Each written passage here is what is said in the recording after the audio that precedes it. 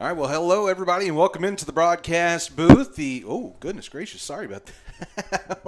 That was on me. Sorry about that. Oh, no, I didn't know. I thought something popped there for a second. I was worried about the equipment. But, yeah, no. We are here at the broadcast booth, the City Backflow broadcast booth, as a matter of fact. Taylor Honey. JD Bird. We are Cedar Creek Media. Happy to be here at Panther Stadium tonight for the first district matchup at Panther Stadium of the year. Now, it's not the first district matchup. Of course, last week at Pine Tree was the district opener, but this is the first one here at home. And we have got a good group, the Henderson Lions, in here tonight. JD, so far they're sitting at 4-2, and they're looking to get back on the W side of the win column there. 27-12 last week against that tough Kilgore team, but that score tells you everything you need to know. 27-12 against Kilgore is it's a pretty low-scoring affair, especially for those Bulldogs. So this is definitely a stout team. They have picked up wins against Liberty Ilu, Jacksonville, Gainesville, and Palestine. Scores on those 52-13, 50-2, 56-7, and 37-31. So these are definitely some guys that can put some points on the board, and it all starts with that running back, Justin Starling. And as you saw out there, JD, not a huge guy, so he gets behind those big offensive linemen, and he can really take off. Yeah, I was looking at him. I mean, he looks like a little bowling ball that you just kind of throw at a bunch of pins or something like that, man. He's gonna go up there and he's gonna find the hole and he's gonna run through it. So it's worked out for him so far in the year. I believe he had, what was it, like 900 something yards rushing. He has on the year so far. What did I do? Lost what we did with our little. Oh, here it went. It went flying off the table. Our little That's sheet why. there. Yeah. So Starling so far this year has 100 attempts for 912 yards and 15 touchdowns. Yeah. So I mean, it's efficient work that he's doing on the ground game there. So I of course. You know, the game is won in the trenches, and Henderson has the ability to be able to do that. So I'm sure that's where they're going to start out, trying to open up their game and open up that run game to open up the rest of it. Yes, sir. And really, honestly, it's the same for the Panthers. They're looking to get that running game going again this week with that combination of Copeland and Thompson there in the backfield. But we'll tell you a little bit more about the keys of the game. We're going to go ahead and take our first break. We'll be right back right after this here on Cedar Creek Media. Life insurance that meets your needs now for when they need it most. With help from your State Farm agent. Call State Farm agent Zach Pruitt in Gun Barrel City today. Like a good neighbor, State Farm is there. Get a quote today. When it comes to protecting your water, trust the local pro, Chris Flores with City Backflow. For years, Chris has built his business on hard work, Panther pride, and a commitment to his community. Neighbors know his name, and businesses count on his service. City Backflow handles it all. Testing, repairs, residential and commercial, done right and done right the first time. Don't wait until there's a problem. Protect your water and protect your peace of mind. Call Chris Flores with City Backflow today. 903-471-4558. That's 903-471-4558. City Backflow, proud sponsors of Mabank Athletics.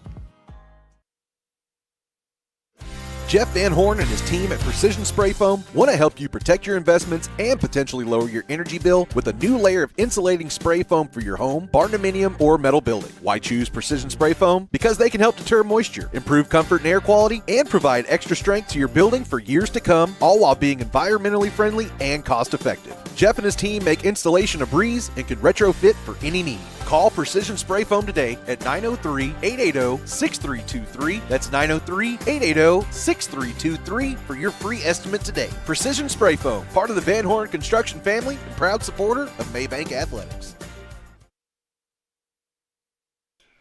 Back here to the City Backflow broadcast booth. Again, Taylor Honey, JD Bird here on the sideline. Sorry, I stole your line, JD. My bad. But let's go ahead and get to a couple of keys to the game here now. We said it a little bit right before going into the break there, but really one of my big keys here is the offense really has to reestablish the run game for these Panthers. Jaden Thompson, through the first 3 games, had 610 yards rushing, 8 touchdowns. So he was really, really effective on the ground those first few games. And then he ended up actually in the homecoming game against Wills Point, suffered an injury, so was not able to play against Canton. And then last week it was a little bit kind of slow working him back in. And, of course, kind of got a little bit crooked there pretty quickly for those guys. So the run game kind of got taken away from him a little bit as well. But really, to me, that's going to be one of the big key points is to really get the running game going early tonight. Absolutely, and I think to follow up, if you're able to start getting that run game established, the second thing you got to worry about is actually getting Jackson to feel comfortable there in the pocket. I mean, he had, I believe it was 4 turnovers last week where, I mean, of course, he was trying to be the one to try to get that run game going, but it ended up resulting in quite a few turnovers for the Panthers, unfortunately, in that hard loss to Pine Tree. So to be able to get him comfortable and to get him settled, him feeling comfortable being able to hand it off to his running back, him not worrying about having to do all of it and just worrying about doing the job that he needs to do, I think that will be able to really push them to that next level they need to get to. Yeah, maybe some of those little short completions, those little bubbles and things we've seen like that. But, again, that dictates having some early success on offense, you know. And the other thing we're going to have to keep our eye on tonight, JD, is the steadiness of that O-line. They're having a few guys having to step in tonight. We're going to have to see exactly who it is that's stepping in. I want to say it's probably going to be Damian Falcon and Trim that are going to be stepping in to take over the spots. But it looks like no Andrew Wilson and no John Morrow tonight. I saw both of them walking around in their jerseys, but there were no pads under those jerseys, JD. Yeah. So that's going to be something we've got to watch out for tonight. Again, need them to be consistent. You know, that seemed like maybe it's been a bugaboo or two, or just trying to figure that out. You know what I mean? So absolutely, and I mean it's gonna take Cooper Klein, the big center there. Well, I call him the big center, but you know he's actually he's just a stout kid, right? But it's gonna take the leadership from him, being able to take the new guys, the backups that he's got coming in there to his starting line, and being able to whip them in shape fast to be able to get this line functioning at a level that it needs to be able to produce in this game. Absolutely. I agree, Mr. JD. Well, I think we're getting close to the introductions of the players and such. So tell you what, let's go ahead and take another real short break here, JD. We'll come back. We'll set up this one a little bit more. We'll get the player introductions, national anthem, all that kind of good stuff. Right on the other side, we'll be back right after this here on Cedar Creek Media. Erosion is stealing shorelines all around Cedar Creek Lake. At Parks Environmental Services, we put a stop to it with riprap, rock-solid barriers that lock your shoreline in place. And that's just the start. From silt fencing and erosion blankets to site cleanup, dirt work, and decorative flagstone walkways, we're your full-service erosion control specialists. When it comes to safeguarding your piece of the lake, trust the name Cedar Creek relies on, Parks Environmental Services, putting it down to protect your ground. Parks Environmental Services, located on 405 West Mason Street, or call 214-693-8056. At Reedy Tire, they understand early morning drop-offs, late evening pickups, and everything in between that you go through to make sure your child gets from one event to the next activity. They believe that your precious cargo is their responsibility. Your tires are their life. They eat, sleep, and breathe tires so that our Mabank families can know that when they hit the road for a few blocks or a few hours, they'll get there safe and on time. At Reedy Tire, tires aren't the only thing, they're everything. Trust them to get you there. Reedy Tire in Mabank, America, proudly supporting the entire student body and their families at Mabank ISD. Let's go Panthers. 8 kitchens, 1 yard. Right there in the heart of Mabank, the truck yard brings it all together. From smash burgers and tacos to lighter bites and loaded spuds, Mediterranean plates, hot wings, Cajun classics, fresh sandwiches, hibachi and sushi, even a boba tea to wash it all down. The truck yard's where Mabank comes together. Neighbors, families, and friends all gathering to share good food from one place. It's the Mabank Truck Yard, where Mabank comes to eat.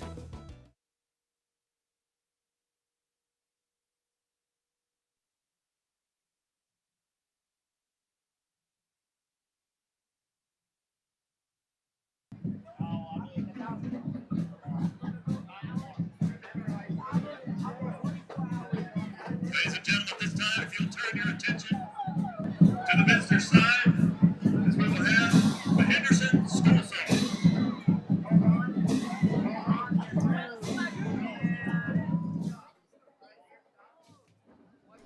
comfortable back here at the City Backflow broadcast booth. Let's see what is going on here. There we go. I don't know what in the world that was, but there we go. All right, I got it fixed now. Wasn't want to give us our stuff out on only one side there, but there we go. We're rocking and rolling. So, JD, again, we talked about this one a little bit, and we talked about being able to contain these guys. Guy. Yeah. Justin, again, Starling is going to be a big part of what this Henderson offense is wanting to do tonight. But really, JD, if you can take the ball out of his hands, you're not – I mean, don't get me wrong. On any given night, anybody can, have a huge night and things like that. But, if you put it in their quarterback's hands, I think this Henderson team is maybe a little less dynamic than they are if you're feeding Starling the whole time. So if you look, but they've actually had two different quarterbacks playing so far this year. They got Vince Howard and they got Blake Meeks, and both of them have seen some success so far. Howard is completing right at about 55% of his passes, 42 of 76, thrown for 717 yards, 6 touchdowns, and 1 interception. But through, what they've gone 6 games now, only 76 pass attempts. So that tells you he hasn't really had to carry this team. So maybe that's even a better way to phrase it. Nobody's really made Henderson have to beat them through the air yet. I watched a little bit of that Kilgore game just on YouTube, and even at that point, like, they were never so far down that they had to give up on the running game. You know what I mean? So it'll be interesting here if you can really try and snuff out that running attack. I think that really puts you maybe in a good chance to put these guys in an uncomfortable position. And as we know, obviously it's a much different team, different coaching staff, all that kind of stuff. But in years past and previous games and things like that, that is something we've seen this Panther team be able to do, is kind of pinpoint what's best for a team and cancel it out. Yeah, absolutely. I mean, it's the way you go about beating any team is you limit their options of what they're able to do. And, I mean, if you're able to take the run game away from a team that has really been heavily relying on their run game all year long, I think that's your best option to be able to beat a team. And, I mean, it doesn't matter if it's here tonight against the Henderson Lions or really anybody. But, of course, tonight, that being the strategy that they're going to have to implement just to be able to shut down the Lions and be able to get their defense off the field quickly and keep their offense on the field more. And so, JD, if you don't mind panning that camera to the right just a little bit, as you see, we do have some – now, I missed the announcement, so I'm not 100% sure what group these little gals are from. As you can see, the cheer squad out there has got a group of young ladies down there with them, as there come the Panthers. But, yeah, I know it's a junior high night for the band, so we'll see that at halftime as well. But it looks like we got a bunch of them running around out here tonight, JD.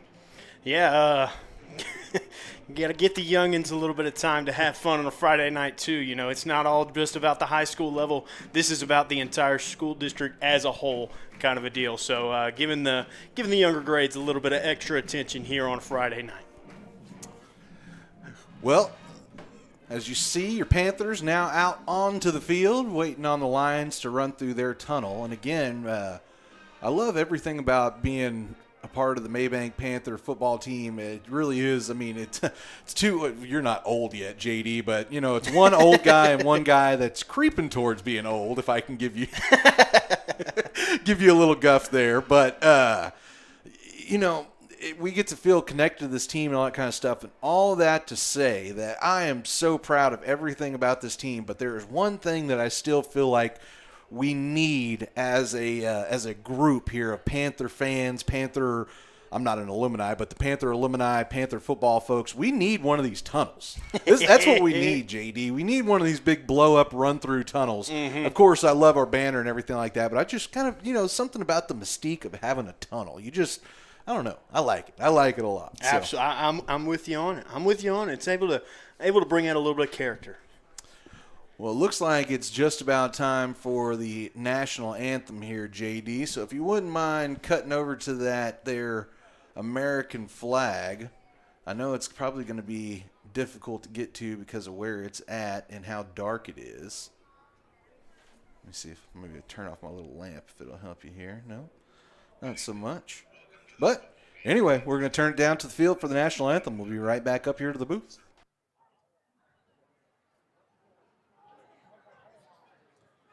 Ladies Please stand and take off your hats as we honor America and all members of the armed forces here and abroad. The Mabank Panther Band will perform the Star Spangled Banner arranged by Brooks Tarkington IV. Director of the Mabank Band is Mr. Joel Weisberg.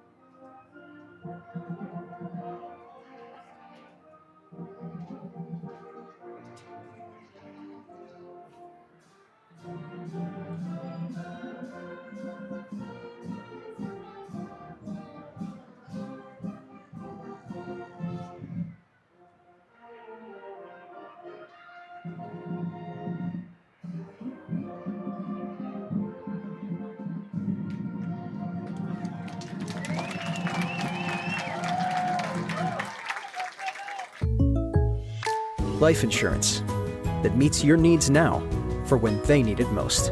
With help from your State Farm agent. Call State Farm agent Zach Pruitt in Gun Barrel City today. Like a good neighbor, State Farm is there. Get a quote today.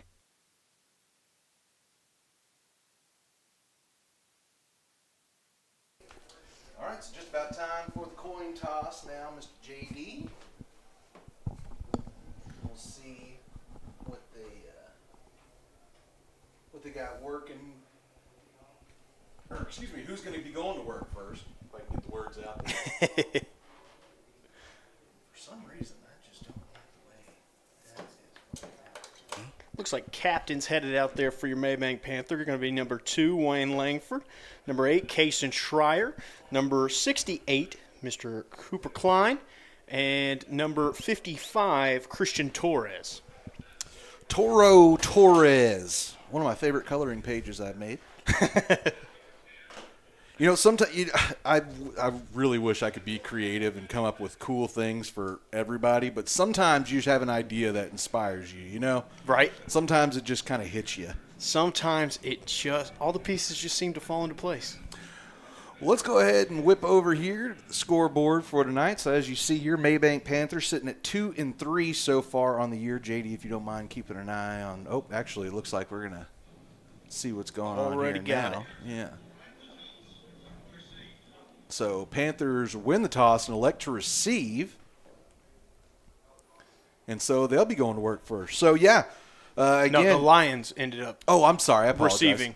I believe the Panthers ended up deferring. So I apologize. Lions going to go to work on offense first. Thank you. You know, I got these new contacts, and it seems that they're still – I'm getting used to them. You know what I mean? They're still wearing in and working into my eyes here. So, okay, but so it said Henderson 4-2, Mabank 2-3, coming off of consecutive losses for the first time this year. Now, last year, this was a pretty good game. Henderson went 6-4 for the year. Mabank only 1-9, but this was a good one, 14-10. There in Henderson. Noah Romero knocking down a 27-yard field goal, and Cam Wilkinson had 13 carries for 49 yards and a touchdown for your Panthers. And it is that same young man, Justin Starling, that's going to be down there tonight that did the work for Henderson. 15 carries, 119 yards, and 2 touchdowns. So we'll see if we get another one of those low-scoring affairs like last year, JD. Let me go ahead. Hoping for it, as Ray Brager is going to be set to do the kicking duties as always. Worked on a few wrinkles that we've seen on that kickoff. See if they throw a wrinkle or two out or just go ahead and go straight for it. It is going to be just a little pooch up there. Caught, and then it's going to be returned all the way back up to about the 49-yard line. That was number 11 there, Mason Jones on the return. So Henderson going to be setting up with good field position on their own 49-yard line, so only 51 yards to go to pay dirt, and this one is officially underway, JD. We'll see what this Lion offense is about here in the first early going of this one. So it is going to, again, they have a couple of different quarterbacks, but it is going to be Vince Howard that starts it out here tonight. Working in the shotgun, it's going to be a handoff to Starling. Starling working through the line and has enough for a first down. They're going to give him exactly what he needed, 10 yards on the opening carry for Justin Starling. Oh, yeah, you saw it right there. He found just a little bit of an opening, and he just exploded forward. And then it was a catch-up game to get him down. Yeah, and then they work off of that with the play action all the way down to the 17-yard line. So it'll be a 23-yard completion there for Howard. It didn't quite see who it ended up in the hands of. It's going to be another handoff to Starling, and they are going quick here, making men miss, able to get it up to about the 8-yard line. So call that, another 8-yard gain there?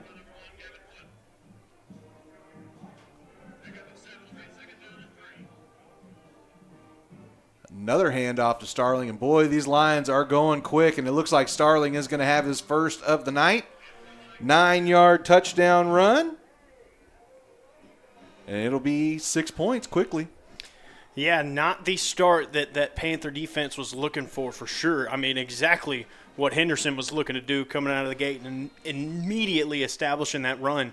But Mabank going to have to figure out some way to be able to stunt them in that kind of just free yards that they're giving them almost on those run plays. So extra point is way up there, and it is good. So had some serious height on that one there. That was number 87. Excuse me, I don't have my Henderson roster right in front of me. Number 87, Yvonne Navarro, junior kicker. Able to tack on the extra point. And, yeah, a minute and 10 into this one, JD, and it is already 7-0. So going to need to, going to need to be able to calm that down just a little bit, especially we were talking about you can't let Starling be the one to beat you, or else these guys are going to be really, really tough to contend with. Mm-hmm. And right now, for these Panthers, this is not about having to, immediately respond. Like right now, I'd feel much better if you take and put together a nice long full drive. Just be able to get down and be able to get some consistent motion going out of your offense. I think that's what needs to happen right now. Don't worry about immediately having to get that point back. Also need to make sure, we've seen a couple of times this year, maybe a bugaboo or two on the return. So also don't want to compound things. It's another one of my keys I wrote down that I didn't quite get to, is you don't want to let any kind of snowball effect happen. So just because, you're maybe a little upset at the moment you gave up an early touchdown, don't let it snowball into things, especially as they pooch this one up. It's going to be something a little different, and it's going to be caught and taken down there. I believe that was number 9, Camden O'Valley. It's going to be number 8, Mr. Casey Schreier. Oh, is it Schreier? Yep. Okay. With the fair catch on that one. So they're going to start there at about the 25-yard line. Oh, sorry, 27. Well, not to disagree with you, but I was right That's... the first time. Ha, ha, ha, ha. It's normally not me. I'm normally the one that gets everything wrong, but it was you this time. I love you to death.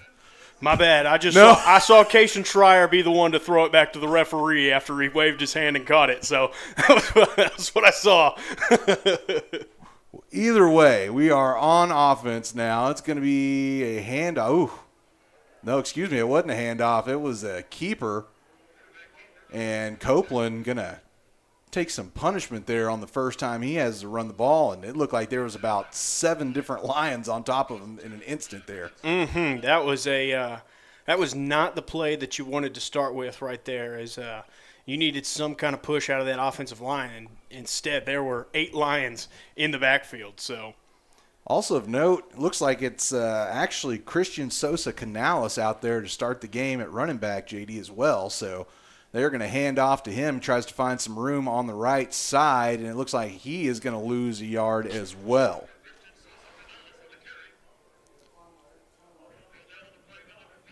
Sosa Canales.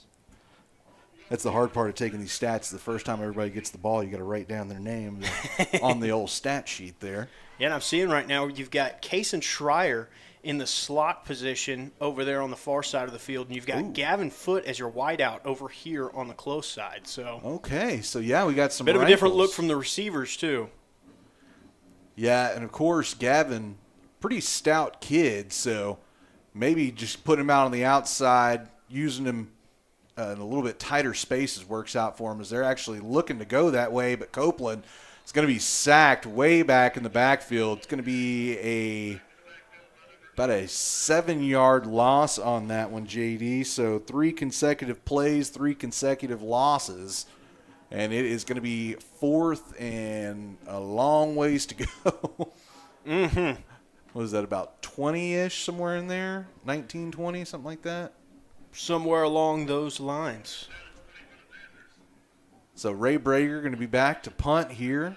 Can't see the number. Can you see who the returner's number there, JD? I cannot, unfortunately. Schreier had to run on at the last minute there. It was a high snap. Brager gets it, but it's going to be not very high up in the air. It does take a friendly Mabank bounce a couple of times, rolling towards the sideline, and ends up right at about the 50-yard line. So while they're switching out, JD, let's take us a very short break. We'll be right back right after this here on Cedar Creek Media. If I can find where my pointer is. Where is it? There we go.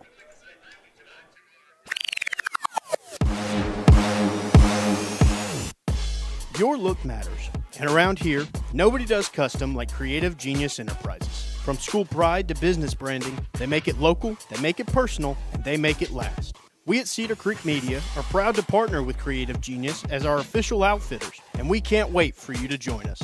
Creative Genius Enterprises, Henderson County's home for custom made right. Give them a visit at 806 West Main Street in Gun Barrel City, or call 903-288-2458. That's 903-288-2458. As we come back, Justin Starling just had another rush, 10 yards right up the middle. Yeah, another little 10 yards, and right now he's going to get another one too. Was looking to go to the outside, instead had to change inward, and he was able to find a nice gap right up the middle. Takes it forward for about 7 yards. So having a successful night so far on the ground. Sorry, 6 yards. 7-6, close enough. 43 yards already and a touchdown on the ground so far. Snap is back, and this time it's a play action pass towards the inside, and they're going to say it was dropped. Yeah, able to be broken up at the last second there. I believe it was, looks like Jackson Copeland out there in coverage. Yeah, that is, now that you say that, when I was out of practice, I did notice that Jackson was playing some defensive back. So we'll see how he fares playing both sides tonight. It's going to be another play action, this time to the outside and complete. Looks like he had it that time to number 11, Mason Jones. And I'm already behind on my stats, so we're just going to have to roll with it as Starling takes the handoff around the right side and is going to be able to push forward for another 10 yards. So it has just been 10-yard chunk after 10-yard chunk so far for Justin Starling. Yeah, he is showing no signs of slowing down in the early goings of this one, as I can fully understand why they are so confident in putting their game in his hands. Yeah, and they're still doing it, and he is going to push his way well within the 5. So it is going to be another chunk gain for Starling. It's going to be 1st and goal as they hand it to him again, going around the right side, and he is just going to tiptoe in. Yeah, untouched barely on his way in there, yeah. Yeah, just maybe a little hand tap or so, but that is it. But it does – do we have some laundry down on the field? Yeah, look, this near sideline here. Offsides. It's going to be on the Panthers. offense, though, so it's not going to matter. So penalty waved off as the Lions decline it. And that is another touchdown here in the first quarter. It is again going to be number 87, Ivan Navarro, out to do the kicking. Looks like the Lions had a man not quite ready to get out there. Now he is out.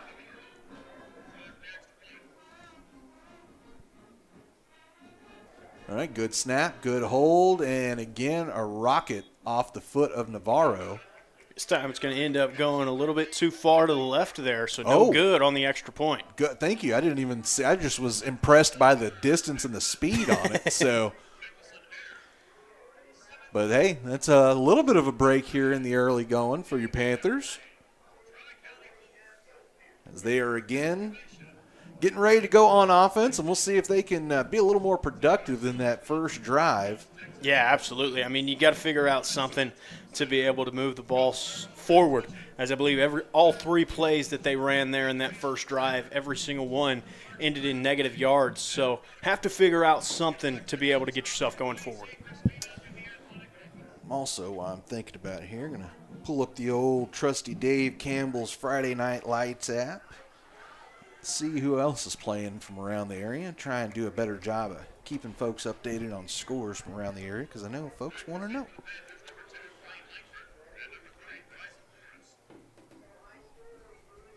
Talk about that here in just a minute. Boy, we have already got some crooked numbers up out there, JD. Not even 8 o'clock, and we got crooked numbers up. That's always fun. So, JD, this is the most interesting kick setup I've ever seen. I've never seen a kicker take steps back and then back towards the line, but obviously it works out for Navarro as he pooches one up there.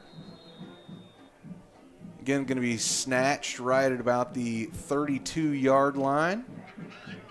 So Mabank going to be going to work again from not great but not terrible territory.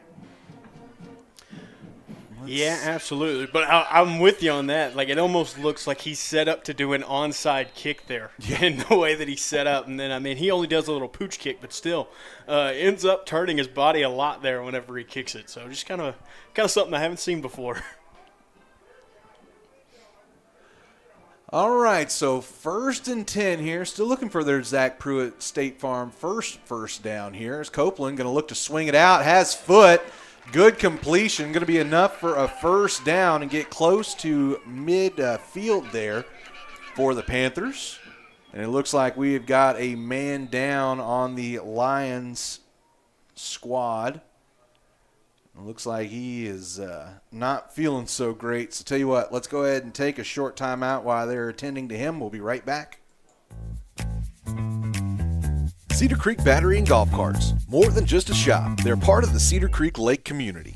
And whether you're needing a new car battery, a boat battery, or service for your golf cart, they've got you covered. Their family's been helping yours for almost 20 years with new and reconditioned batteries for cars and trucks, as well as batteries for boats, motorcycles, and lawn equipment, plus golf cart repairs and custom upgrades to make your ride one of a kind. Stop by the shop in Payne Springs or give them a call at 903-451-2182 and let Randy and his team show you your car to your dreams. Cedar Creek Battery and Golf Carts, keeping life charged, one customer at a time. Ask about free pickup and delivery on golf carts.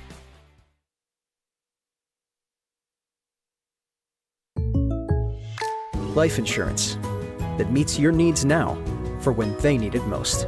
With help from your State Farm agent. Call State Farm agent Zach Pruitt in Gun Barrel City today. Like a good neighbor, State Farm is there. Get a quote today.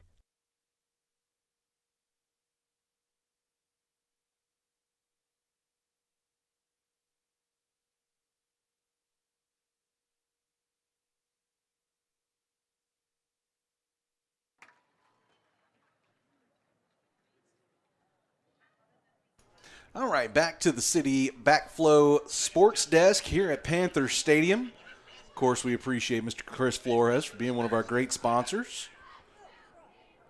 I think he'll be back with us next week as well. Don't want to swear to it, but I think he'll be back up here with us next week. But we are back to the action here. It is first down. That was the first Zach Pruitt State Farm first down of the game for the Panthers. Now we have a man in motion. Again, Copeland looking, trying to go up top that time. Couldn't find his man. He was looking for Bryson Morris. Just a little too far down the field there. And it'll bring up second down and 10. But, yeah, again, we talked about it wanting to get Copeland into his kind of a groove early here, so I like it. Go ahead and take a couple shots because you know how one of those big plays can really swing the energy of a game, no matter what time it is. So early in the game, late in the game, those big plays definitely bring some energy with them. Absolutely. And quickly here, going to have to go quickly as time winding down. Now Copeland going to hand off. Sosa Canales is going to be buried in the backfield. Had no space. And it is going to be a loss of 5 yards on the play. Yeah. So it'll bring up 3rd and 15. So now Panthers presumably are going to have to go to the air.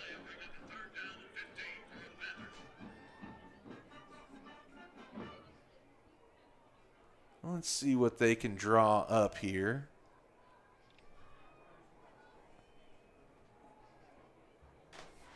So Copeland coming set in the backfield, takes the snap, surveying, trying to find somewhere, has pressure, and he is going to go down. It was just all right in the middle of him there, and I think that's the same young man that just got taken off a second ago. Or no, maybe it's not. No. Okay, so I thought it was number 6 that went down a minute ago. It must have been number 5. Yeah, number 5, Jordan Irvin, right there, ends up getting the sack. And it's going to be his second sack on the game, as he was the one that had ended the Panthers' last drive with a sack. So a little bit of deja vu there. Got some problems here on the snap. It went high. Brager trying to pick it up, find somewhere to go. Tries to throw it. And now going to be a penalty flag down. So this could be interesting because Brager did try and throw it. It did go forward. But so it could either be intentional grounding for trying to throw the ball, or because there was nobody in the area and it didn't go very far, or it could be roughing after he already got it loose. I really don't know what the call is going to be here. There looks like there's some discussion about it among the officials. So let's see what they come up with here, JD. And yeah.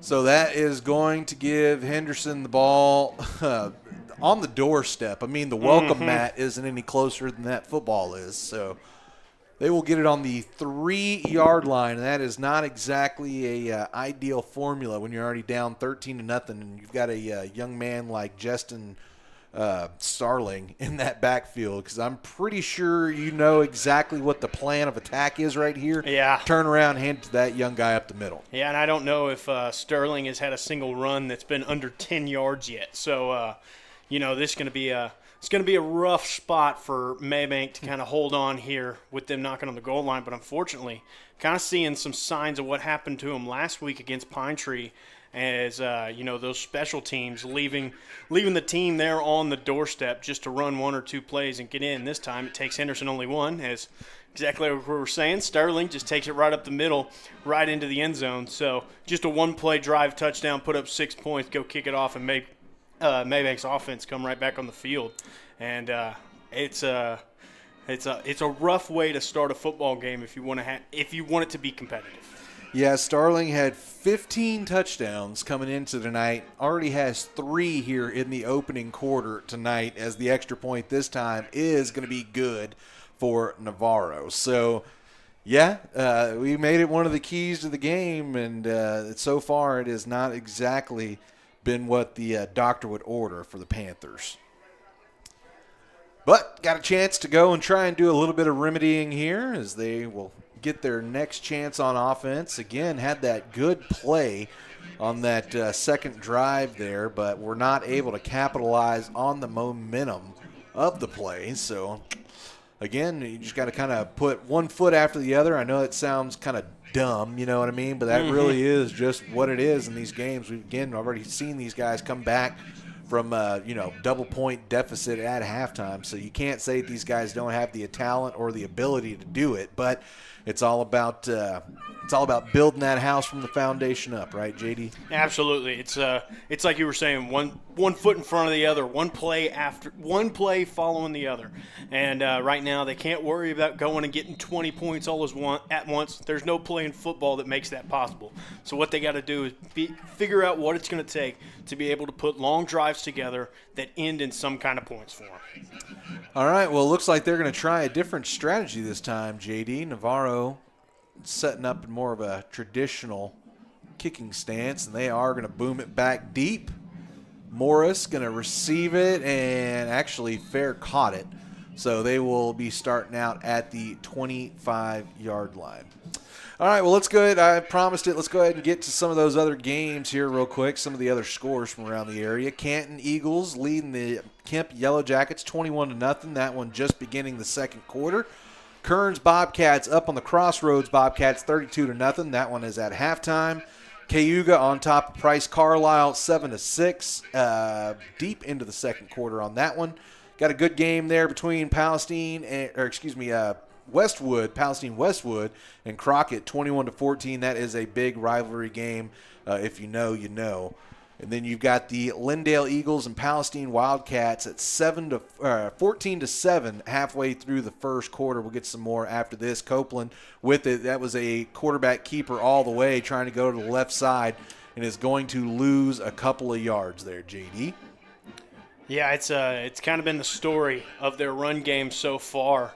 And it's not like there is one defensive lineman that has been kind of just blowing every single play up. It has been a full 5 men sometimes that are in the backfield to be able to take down the runner. So right now it was something we had talked about in the pregame. One of the keys, that offensive line has to figure out something to be able to hold itself together and get some kind of push here on this defensive line so that they can get the backs a little bit comfortable back there.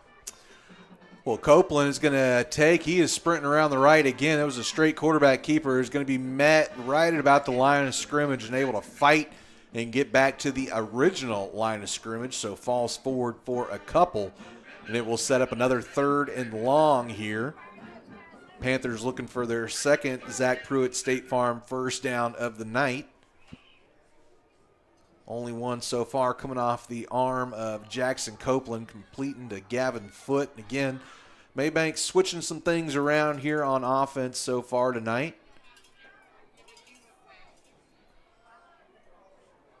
Copeland setting the shotgun, sends Morris in motion. Morris goes back to his spot. Copeland looking, trying to find somewhere, and again, just going to be assaulted right up the middle.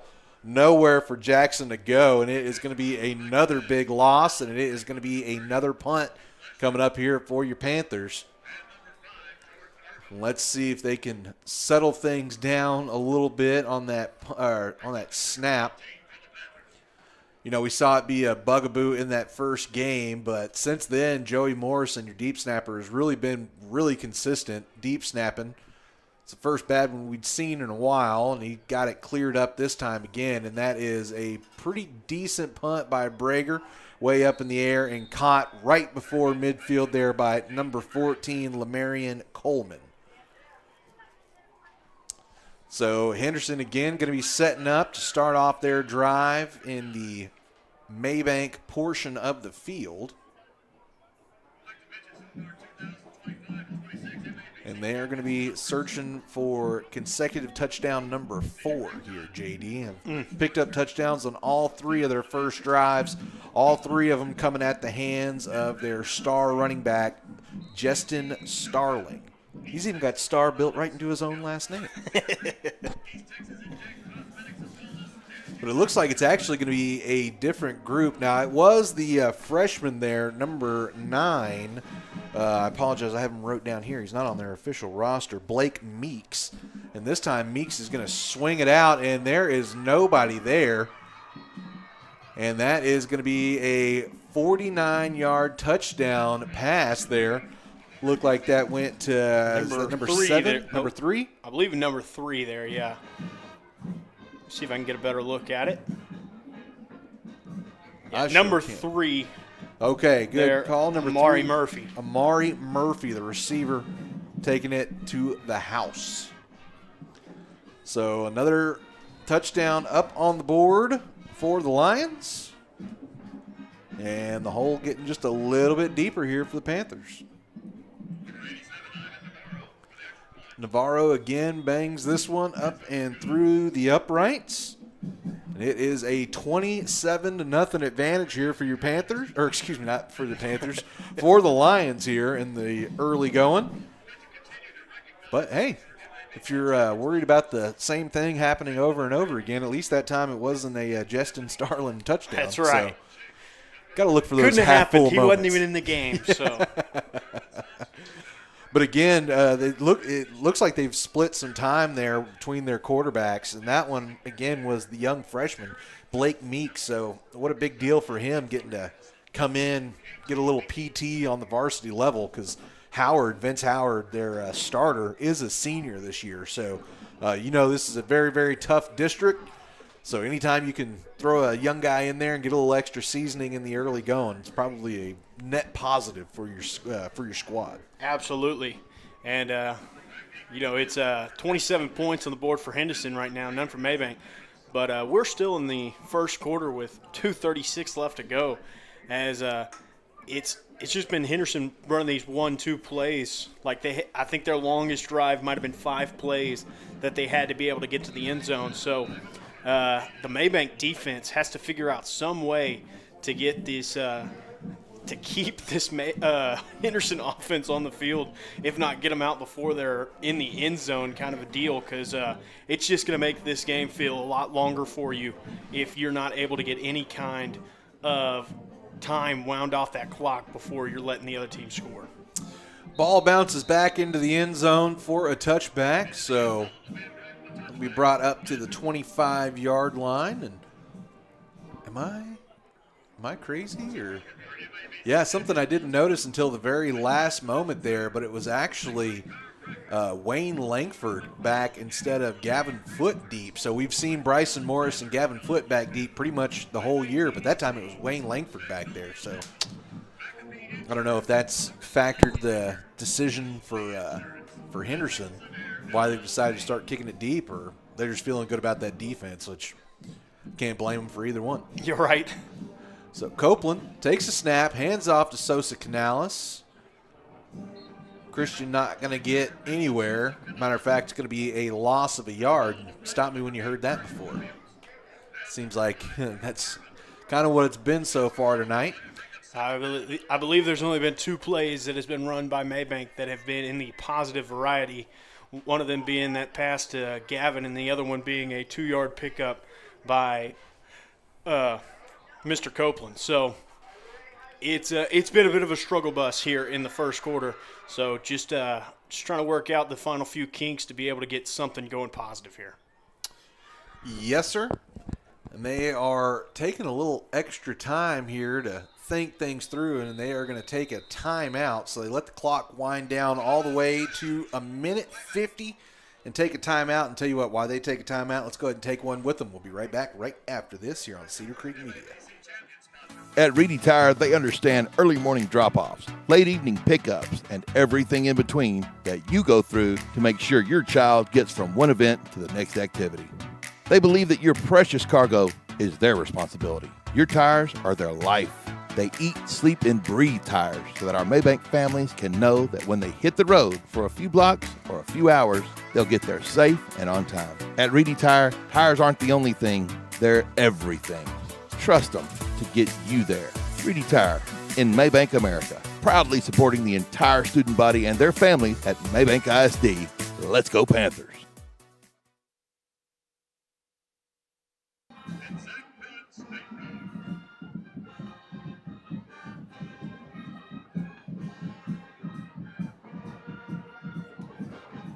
All right, back to it here on Cedar Creek Media. Yeah, I got to put some WD-40 on that button or something, JD. So 2nd and long here for the Panthers, 2nd and 11 to be exact. Copeland keeps it, trying to find somewhere to go, reverses his field, and he is again just going to be absolutely swarmed. A bunch of white jerseys all connecting right on top of Jackson there. So that is going to be another loss, and it is going to be another 3rd and long here, and Panthers going to go quickly. Snap. Handoff, and trying to find somewhere to go with it. Who is that? And is that going to be picked? It goes incomplete. It should have been picked right there. Number 7.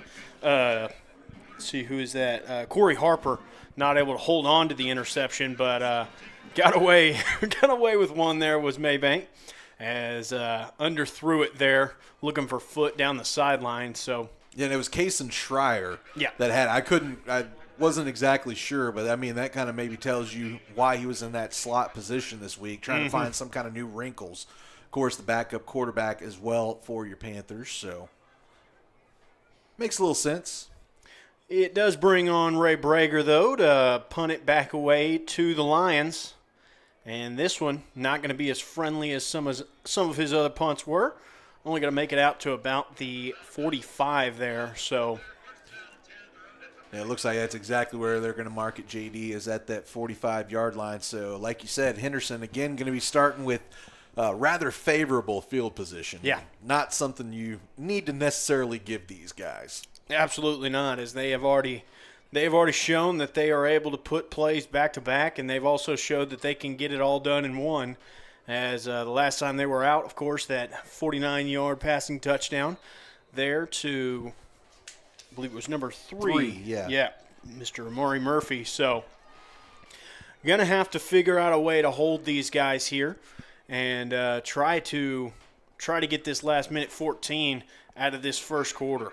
Yeah, they handed off to Starling that time. He goes around the left side, able to pick up another chunk, but that time, JD, was only 5 yards. So only 5 this time. That time. Half of his average here. No, he had a couple of shorter runs there in the early going. Only like 7 and 8 yards. Yeah. That thing's giving you that little arm giving you some trouble tonight. Yeah. Now it's going to be, it was a play action, and almost an it's intercepted. How about that? Gavin Foote able to give this defense a little bit of life with the pick. Should have been a easy catch there for the receiver, but it ends up in the hands of Gavin Foote. But we have got laundry laying on the field, JD, and this could turn into a give back away here for the Panthers. Coaching staff not exactly thrilled next to us. We don't normally hear it get too loud out there, but that time did not like what they saw, so obviously they saw something we didn't. Penalty already being walked off against the Panthers. Yeah, you get the referees with the flags down, and also there's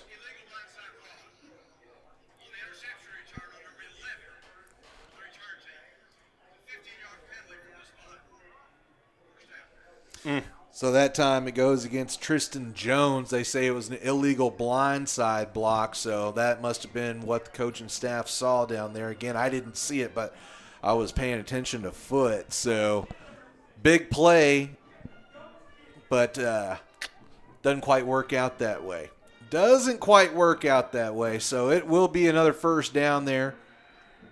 Or no, excuse me. So the interception will stand. Yeah, so it will be Panther ball, but they are going to be backed up here now. They are going to have to start their drive on the 17-yard line as opposed to the 50.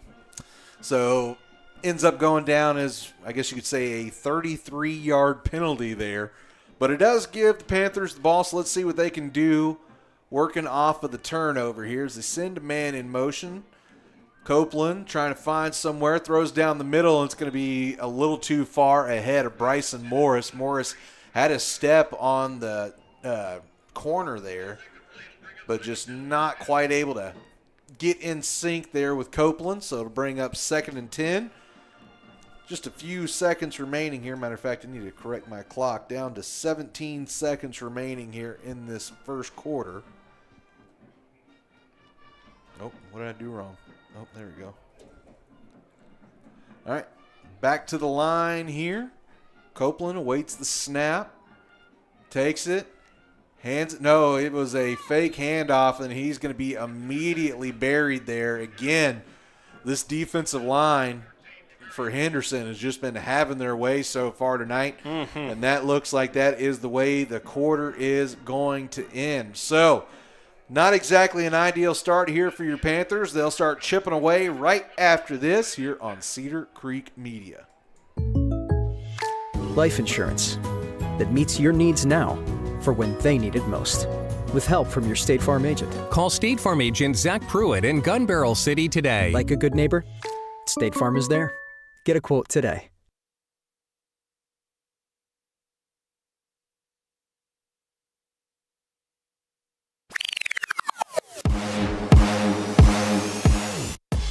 Your look matters.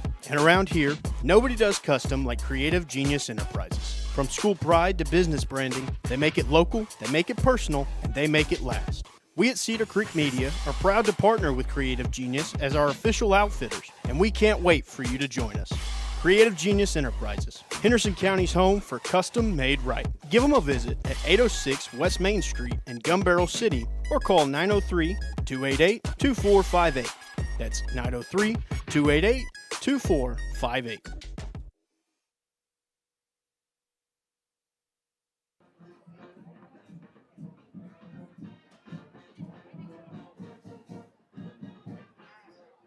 Be sure to check out Route downstairs.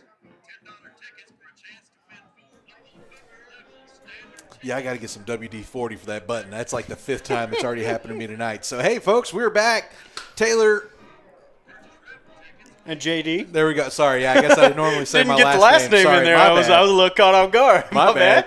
But, hey, we're here. We're hanging out. It has not been exactly the ideal start so far for your Panthers, but still got a ton of time to work with. But it is 3rd and long here to start the quarter, and it is going to be Copeland trying to escape out to the right, but he is going to be brought down about right at the line of scrimmage. So it'll now bring up – oh, I said it was 3rd down, or they had it as 3rd down on there, but it was actually – Are we okay, there we go. 2nd down, 4th down.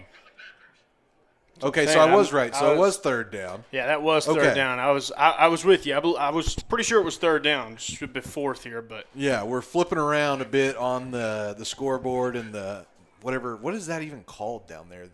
I know the yard markers, but I guess the down marker, I guess? yeah, So, down marker. down marker wasn't exactly nobody knew exactly what was going on, and now it is going to be a delay of game unless they decide to take the timeout, and Mabank does decide to go ahead and take the timeout. So they'll stop the clock to avoid the 5-yard penalty, but yeah, I think there was some confusion about what down it was, and that kind of led to that fiasco. But it does give us a second to go ahead and catch up on some of these scores from around the area. Let me see here. So, already, well, forget. We got time. I'll just go ahead and go through them again. So, Canton on top of Kemp now 42-0. That one in the second quarter. Kern still on top 32-0 over Crossroads. Cayuga still up 7-6. Palestine Westwood up 27-14 over Crockett. Lindale up 21-7 over Palestine. Athens over Brownsboro 8-0. And I will get some more after this punt here. I'm just going to keep it in my hand so I remember to do it this time. Good snap. Almost was blocked there, but Brager did a good job of getting it off and away. Making some moves here is Coleman, and Coleman going to have a big return, but there is flags down. He'll take it all the way into the end zone. But again, lots of laundry on the field. We'll see what comes out of it. While JD keeps watching, I'll keep you updated on some of these scores here. Kilgore on top of Chapel Hill 7-0. That one deep into the second quarter. Winsboro up 28-0 early in the second quarter on Eustis.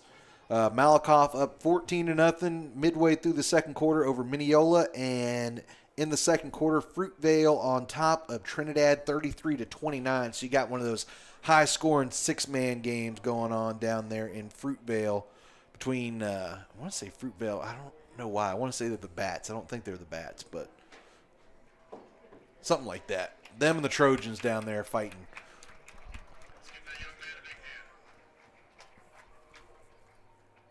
Is there somebody down on the field as well? Yeah, Connor was down on the ground for a while over there on the far side. He's able to get up and jog off the field under his own power. Looks like if the coaches would have let him, he would have stayed out there too. Yeah, but if he's down, gonna go have a little sit up. So block in the back going to be called. Yeah, they called it on number. Oh. Okay, they're going to get him with the illegal blind side. So they had a block in the back as well as an illegal blind side. They're going to decline the block in the black. The block in the black. No, the block in the back, and they are going to take the illegal blind side. So it's going to mark them down way back. It's going to be 20 yards from the spot of the foul, I believe. So it is going to be Henderson getting the ball back on their own 45-yard line, and that's where they're going to have to start their drive after the punt. I think that's just about the worst field position they've had all night as well. So very well might be. Net positives here, JD. I'm trying to go with the net positives. So 27-0, and they are looking to add on to their total here. They have got Howard back into the ball game. That is the senior quarterback. Takes the snap, had some trouble with it there, but hands off to Starling, who has no trouble bursting through the line and picking up right at about 6 yards before he is blasted there by Joey Morrison. Morrison coming up from that DN spot to put a pretty good lick there on Starling. So 2nd and 4, again going to hand off to Starling, and he is just going to be gone, JD. I don't think anybody's going to catch him. No. And that is going to be a long touchdown run. There is going to be a flag over here on this near sideline. So, of course, we'll have to wait and see what that was. But as it stands right now, it is going to be another Henderson touchdown. And as referees are going ahead and setting up for the extra point, I'm thinking it was probably something on Mabank. There you go, illegal substitution.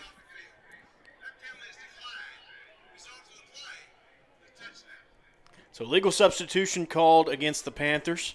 It's going to be declined, so the touchdown will stand. So another really long run, a really long touchdown there for the Henderson Lions. Puts them on top now 33-0, waiting the extra point. Well, I know when I stopped taking stats, he was at about 50 yards rushing, and that was a 50-plus yarder. So I'm comfortable saying Starling up over 100 now for the night. Most definitely, yes. It's probably well over 100. It's kind of a high snap, but Henderson not able to actually corral it from where I was sitting at. It looked like it might have been good, but they say no. They say no. Yep. Off to the left, so remains a 33-point advantage, and that's actually the second time we've seen that so far tonight, JD. Navarro obviously has quite a bit of zip in that kick there, but I really don't even want to blame him because, again, it was kind of a little bit off on the snap, but not crazy. So we'll just have to see what goes to work here again, or what works out, or what the Panthers can work out. You see, you got me all tongue twisted now, JD. See what the Panthers can work out on offense. Again, been not much to find in the running game, and the passing lanes haven't exactly been open. So that's not exactly a winning recipe for your offense. So let's see what the kind of holes and gaps they can find. It looks like it is going to be still that same combos. It looks like actually Gavin has moved up into the middle, so he's not completely off the kickoff team. He's moved up into kind of that no man's middle spot, so I think they feel comfortable about him being able to cover a bunch of ground. So that's why they're giving him that larger area there.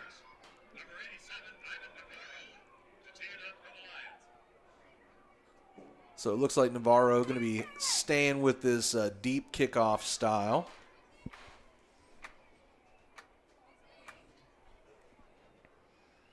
Puts his foot. It looks like he kind of mishit it actually that time, and it floats right into Foot. Foot trying to find somewhere to go, taking it around the left side. Able to skirt through a few defenders before finally being knocked out of bounds close to the 35-yard line. Looks like they're going to give him exactly that 35-yard line. And that's where the Panthers are going to be going to work.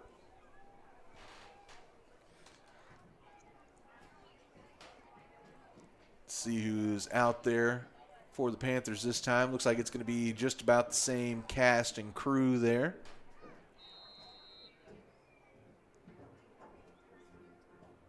You got what? Foot and Morris out on that far side.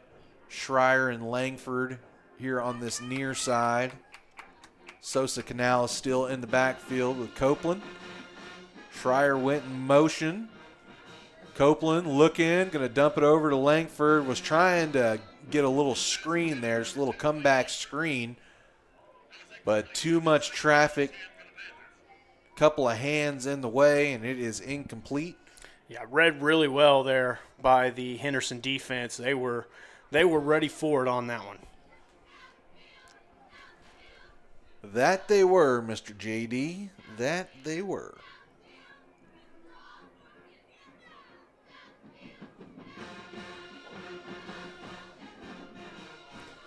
And going to be another handoff up the middle. Just immediately taken down as soon as he gets the ball from Copeland there was Sosa Canales. Going to end in a loss of 1 there, so it's going to bring up 3rd down and 11 here for the Panthers, as they are still just struggling on offense to get anything going in the forward direction. Yes, that has been a bit of the, well, not even a bit, that's really been most of the trouble so far tonight for these guys, and that's, putting a strain on the defense as well, as they're having to just go right back out and go back to work. Let's see if the offense can find some kind of rhythm here.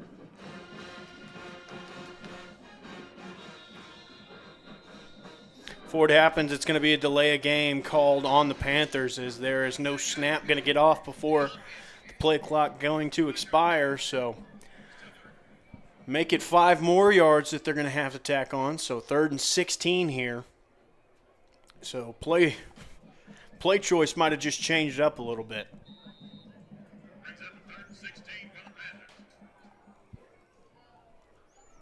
All right, so 3rd and 16, as you heard. Let's see what Copeland can come up with.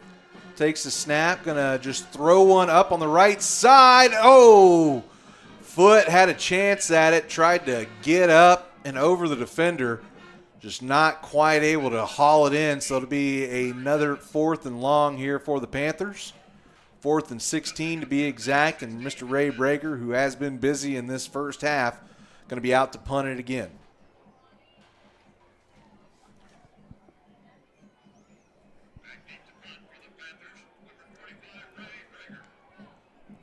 Is it Coleman back there again? It looks like it is. And it's a good punt. Coleman ends up fair catching it at about the 35, 36-yard line, somewhere in there.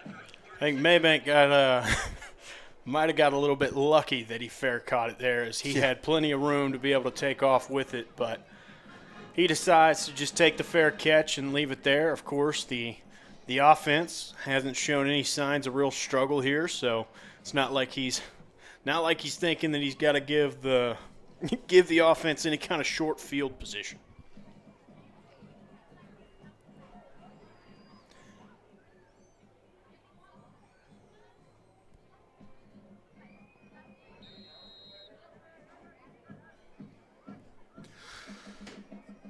Emmett, I don't know, brother.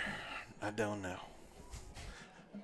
That's a direct reply to one of our great sponsors.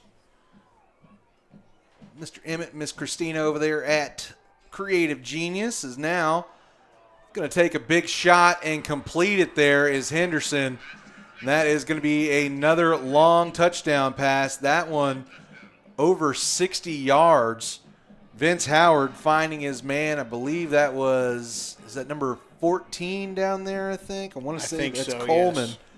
yes. Yeah, number 14. So Coleman going to have a long touchdown, and two different quarterbacks, two different results. Or not, excuse me, two different quarterbacks, two same results is what I meant to say. Long touchdown passes. This one again coming for the senior. So 39-0. Go ahead and tack on the extra point to make it 40-0. With about 9 minutes left to play here in the second quarter. So going to have a little, going to have a few adjustments to make at halftime, JD, to put it lightly. I think, unfortunately, I think maybe a lot more than a few. Yes, sir. Yes, You'll sir. put it nicely. I'm just gonna be honest here. There's a lot more than a few that's got to happen here at halftime. Yes. If we're just all being honest with each other, that is the exact truth. So, And right now, your top priority is figuring out a way just to get to halftime, finish the bleeding right now, be able to kind of get you a mental reset. As right now, Henderson is kind of just on a roll. If anything, use halftime to maybe get Henderson off of the roll a little bit and get both teams to a bit of a reset here. yeah, and again with that two quarterback system, you know, sometimes when you see a team up like this, they may start considering rolling in those backups or things like that in the second half, but with a 2 QB system, I don't even know that you have, you know what I mean? I don't know. So that's the thing, is these guys are pretty much, looks like going to be all gas, no brakes. Is, you know, up 33-0, you're throwing a long pass down the sideline. So it looks like these guys have got a pretty go-go mentality to them. So Navarro, who has been busy tonight, ready to kick it off. It's another good kick. Got a hold of that one. Morris catches it on about the 5-yard line, trying to find some place to go. Tried to split a few defenders there, but not able to get through the big bodies, and he'll be taken down at about the 17-yard line. So headed over to do it again. Probably fair catch that one to bring it up to that 25. Yeah, I don't agree with the decision to run it there, as you're catching it there on your own 3-yard line. Henderson Lions, they got some speed over there coming at you. I don't see any reason that you don't just fair catch it, take the yardage, as I don't know if your kick return is going to be able to help your offense as much as it is just letting them get up to the normal starting spot. Is now they got to figure out how to go even further down the field, whereas they haven't really been able to find out a consistent way of going forward, period, yet. So, well, let's see what the offense can do on this one as they send Schreier in motion. They're going to hand it off to him, and he is going to be dumped in the backfield. It is going to be a 7-yard loss on the play. Didn't look like it was that big of a loss from this angle, but nonetheless, you look at the yard markers, and that's exactly what it is. So it'll bring up now 2nd and 17 for the Panthers. They have to start figuring out a way to get the ball downfield, if anything. anything positive at this point is a win for the Panthers. Copeland takes a snap. Going to toss it over to the left. Nice catch there. A little bit of a wobbly pass, but Wayne Langford able to settle underneath of it and get back close. It looks like he's actually going to get about a yard past the original line of scrimmage. So up to the 18-yard line, bring up 3rd and 9 now. So 3rd and long, but it's one of the shorter 3rd and longs we've seen so far. So let's see what kind of cooking they've got down there on the sidelines. Coach Copeland sent the signal in. Now Jackson letting everybody know the plan. Sosa Canal is still going to be dripped over towards the right there. Send Schreier in motion. Comes back. Copeland trying to find somewhere, going around the right side, whips it over, and going to be caught. So Gavin Foote, going to catch it right past the sticks. That'll be a Zach Pruitt State Farm first down there. Well, I tell you what, that is a great first down for your Panthers right there. As you know, of course, on play one, you take a sack for 7, and then able to get all the way back and get the first down out of it. So that's definitely some momentum building right here. Let's see if they can keep rolling with it. Just one foot in front of the other, like we say. Now, Absolutely. Copeland surveying, going to whip it out down the middle, and had Schreier. Schreier just, I don't think he was expecting the ball to come to him. Yeah, quite a bit of zip on that pass. I don't know if he was quite ready for all the mustard, as just kind of went off the fingertips there. Yeah, I'm a catch-up man myself. I get it. Unless it's corny dog. Corny dogs, you got to have mustard. You know? No? Not a mustard guy? I'm a mustard anytime guy. So Fair enough. I can't say much. So 2nd and 10 here. Again, Schreier going to be in motion. The man has been in motion pretty much every play tonight. Copeland started left, tried to cut back right, and the gap he saw just dissipated right in front of his eyes, and it goes as a 5-yard loss on the play. It'll bring up one of those 3rd and 15s we've become accustomed to here in this one. Actually, looks like they're going to say he got an extra yard forward out of it, so it'll be 3rd and 14, JD. Well, it's just going to have to be – the answer is going to have to be an air raid right now, as that's been really the only thing that's been working for you is the passing game. So hopefully Copeland's got quite a few schemes drawn up here to be able to get it to different guys to where they're not looking at the same thing every time. But that's just what they're going to have to do at this moment. Yeah, that time they floated it out to Morris, who had a little bit of space in front of him, but ends up being pushed out of bounds after about a 3 to 4 yard gain. So still be 4th and long here, and then once again, Mr. Ray Brager going to be going out to try and put one up. Pin Henderson back deep in their own territory. Let's see what he can come up with here.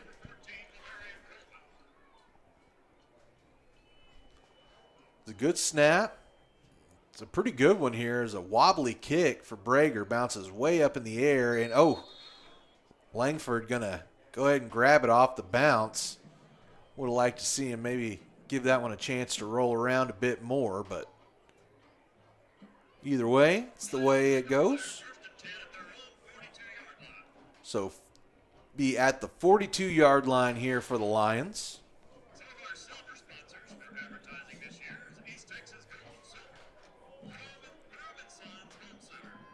And let's see what this defense can do. We've been talking a lot about the offense trying to get things in the right gear. But let's see if this defense has a little bit more of a pop to them here, as they did at least get a little bit longer of a rest there on the sideline, as Mabank was able to put forward a little bit of offense there on that drive. It's not often you see a man number 90 in motion, but that's what happened for Henderson. They hand off to Starling around the left side, and he is just bouncing through arm tackles. Had him behind the line a couple of different times, but he is just going to keep motoring down and get all the way down to the 2-yard line and be brought down by the face mask. Yeah, flag's going to come out at the end of it, and I'm with you. It's going to be the face mask that they're going to catch there. And I think that was Jackson Copeland that time, just trying to grab a hold of whatever he could. But again, he did go out of bounds at the 2-yard line, so either or, it's not going to end up being a very large penalty, as there's not much space to give them. So it'd be a half the distance type thing. It looks like they had it set on the 3-yard line, so that means you're going to move into the 1.5-yard line.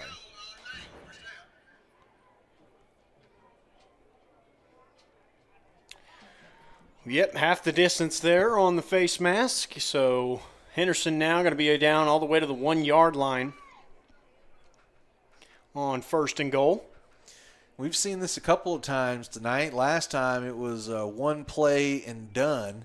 Well, I tell you what, Coach for Henderson over there going to do Sterling a little bit dirty here. As they take him out of the game, he's not going to be able to punch in the touchdown. No, they hand off to number 22, who on the second effort is going to be able to plow through. So Jaden Bishop, the junior, is going to have his first touchdown of the night, and that will be another one on the board for the Lions.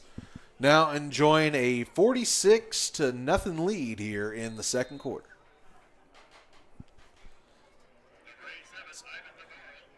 So Ivan Navarro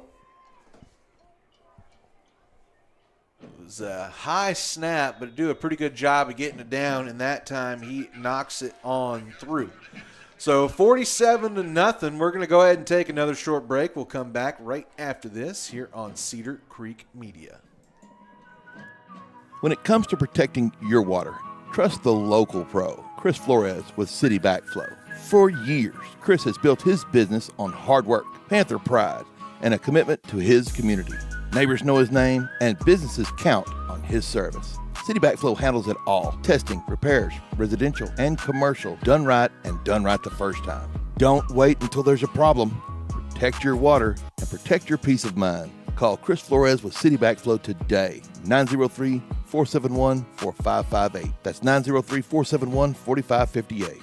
City Backflow, proud sponsors of Mabank Athletics.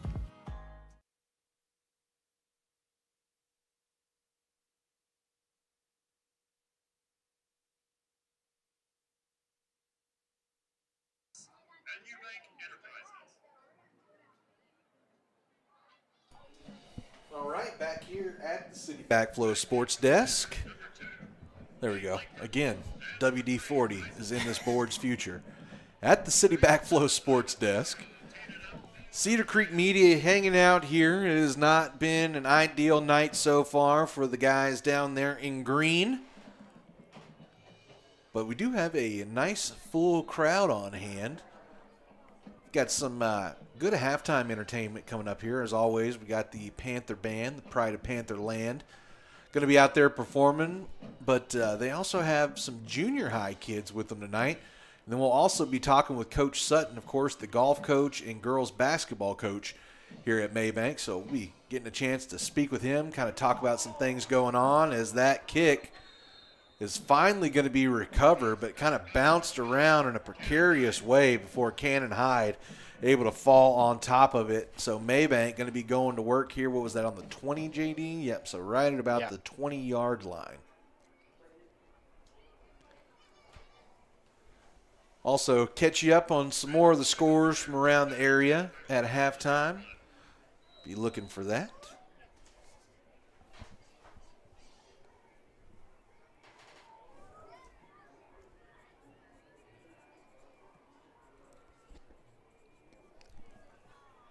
All right, so back to work here are the Panthers.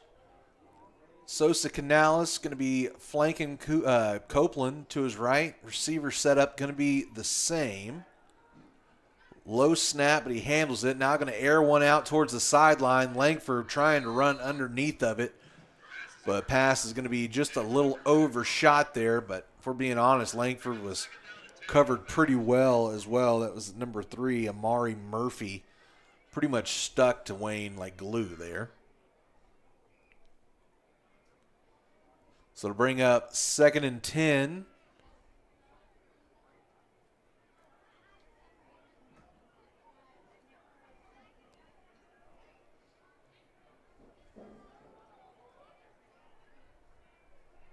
Copeland awaiting the snap, takes, hands off to Sosa Canales, has some room and able to fall forward, pick up right about 4 yards. So that is a nice little chunk play, or not chunk play, but a nice little positive play there on 2nd down. Sets it up as a much more manageable 3rd down here.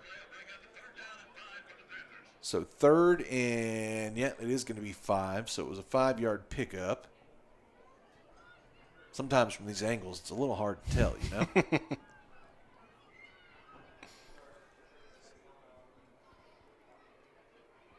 Jackson sends a man in motion. And Schreier again, creeping towards the line, creeping even more.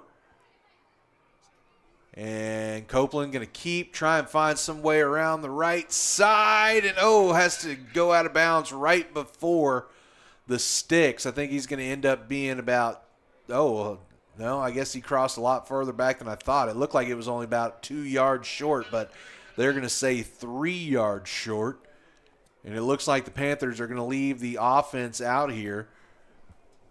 4th and 3. Trying to spark some life into this sideline here.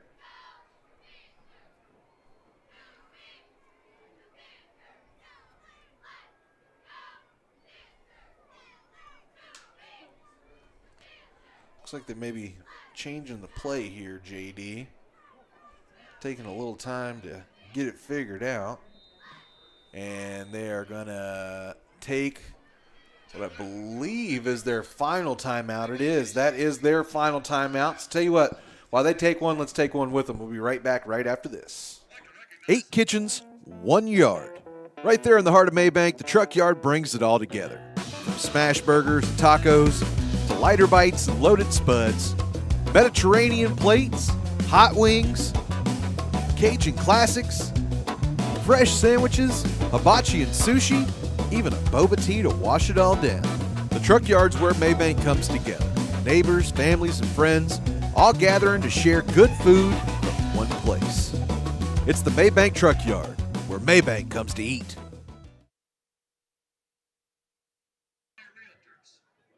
Litchfield and Taylor, John Litchfield.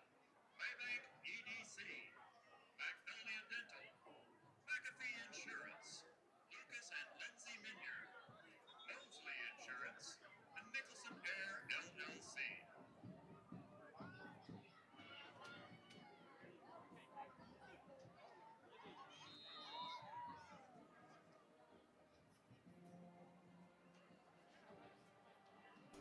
All right, back to it here. 4th and 3 coming up. Copeland has it, swings to the right, and it's batted at the line, but somehow Kason Schreier in the right place at the right time, able to pick up the Zach Pruitt State Farm first down, and so the Panthers showing a bit of life here. They've picked up a few first downs on their last few drives. Maybe starting to figure a thing or two out here. So fresh set of downs and set up on their own 35-yard line. I mean, down 47-0, obviously lots of work to be done, but you do get the ball out of half, so maybe if you can go down and put some points on the board, you can get some momentum going your way. As that time, Sosa Canales carried it right into the middle of the line and nowhere to go for no gain. So 2nd and 10 coming up.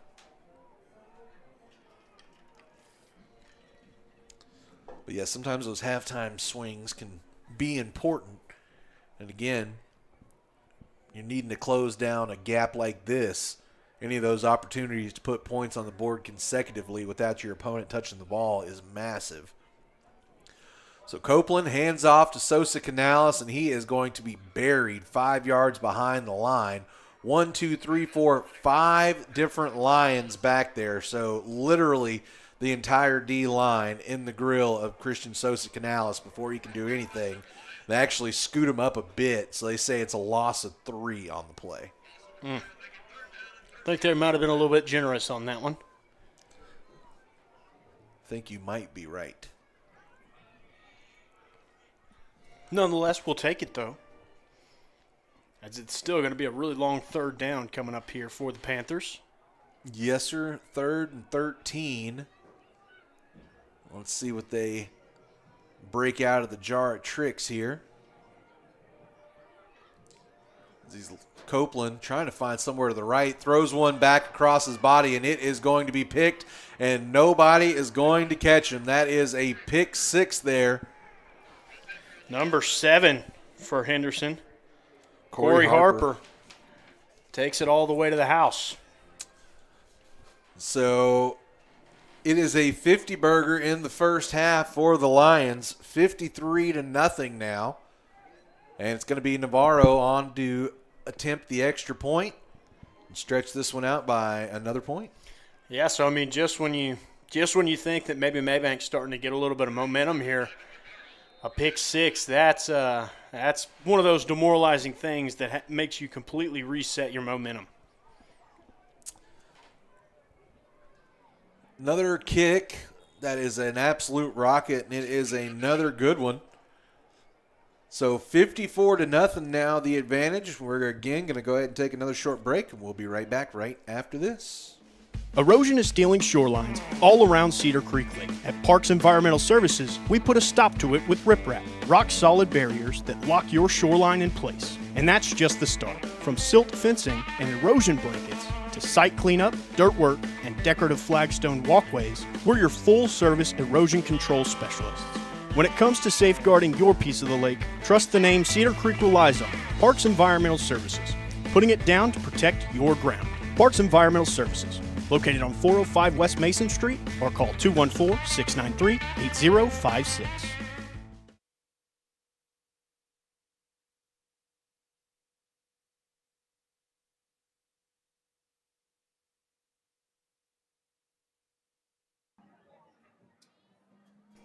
All right, back to it here. City Backflow Sports Desk at Panther Stadium.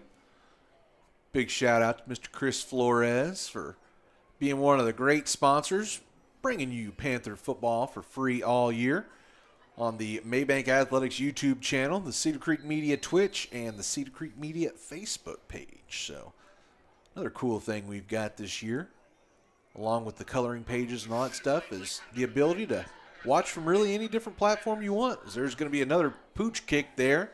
It's going to be fumbled around and going to be absolutely drilled there.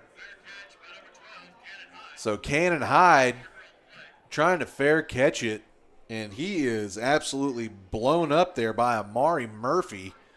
Panthers lucky to come away with that one. It actually looks like there's some laundry down on the field. Are they going to say it's helmet to helmet? Well, they're going to say that Cannon was down there on that. Although he did drop the fair catch, he was sitting there with a knee on the ground. So okay.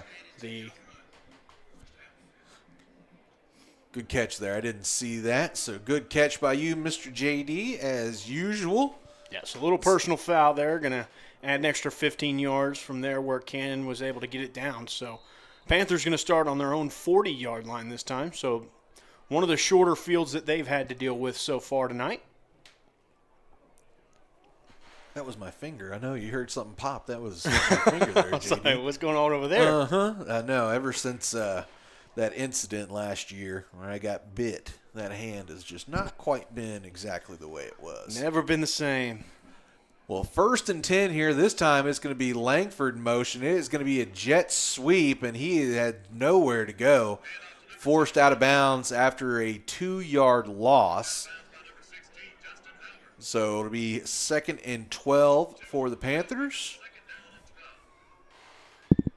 Again, maybe trying to put a few points on the board before halftime. Eat into this 54-point lead for the Lions.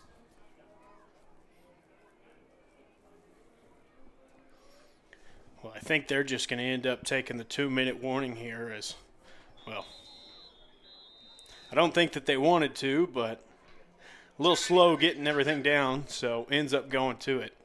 Well, interesting. I thought he was ran out of bounds, so I stopped my clock. I didn't even notice it was running. That's my bad, folks. Either way, let's go ahead and take a short break with them. We'll be right back right after this.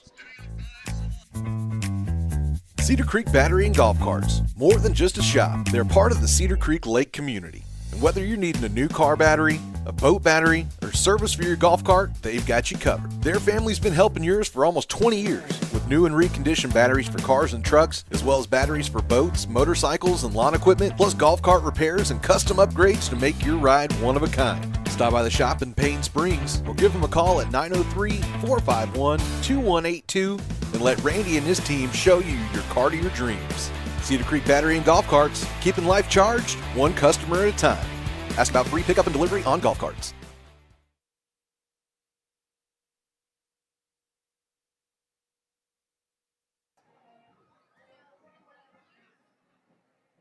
All right, back for the final 2 minutes of the first half here. Mabank still trying to find their way on offense here tonight. Snap is back. Copeland flips one out to the left side. Schreier collects it and is going to be run out of bounds, but not before he picks up the Zach Pruitt State Farm first down.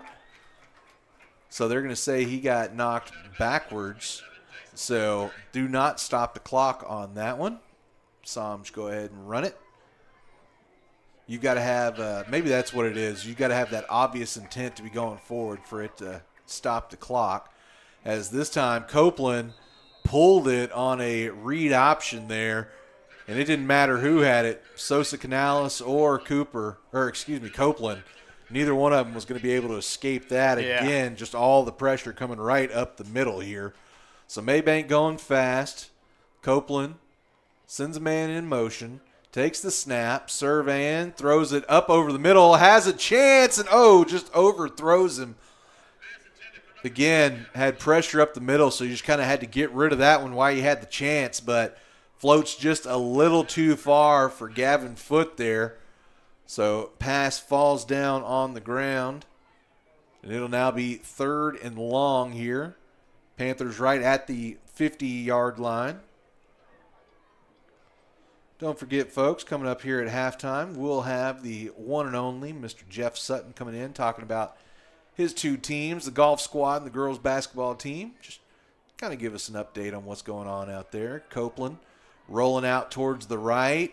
Pump fakes, gets around 1 tackle, and gets taken out right at about the original line of scrimmage. Might have picked up a yard on that one. And it'll be 4th and long. So they do give him the original line of scrimmage. It looks like, again, the clock is going to continue to run here. So our clock and clock here off by a few seconds, right at 30 seconds left to go here. And it looks like the Panthers just going to go ahead and leave the offense on the field here, see what they can come up with before halftime. And it looks like they may even just let this thing roll all the way down and maybe throw up maybe a little Hail Mary here or something. Let's see what they come up with. Again, clock wrong on the screen. 10 seconds here before halftime. Copeland surveying as he rolls out to his left. Now he's just going to throw one way downfield and going to be a little underthrown, but the half will end on the play. So 54-0, Henderson having their way here in Mabank so far tonight. We're going to go ahead and take us a very short break. When we come back, we'll have Coach Sutton with us right here on Cedar Creek Media. Don't go anywhere. We'll be right back. Jeff Van Horn and his team at Precision Spray Foam want to help you protect your investments and potentially lower your energy bill with a new layer of insulating spray foam for your home, barndominium, or metal building. Why choose Precision Spray Foam? Because they can help deter moisture, improve comfort and air quality, and provide extra strength to your building for years to come, all while being environmentally friendly and cost-effective. Jeff and his team make installation a breeze and can retrofit for any need. Call Precision Spray Foam today at 903-880-6323. That's 903-880-6323 for your free estimate today. Precision Spray Foam, part of the Van Horn Construction family and proud supporter of Mabank Athletics.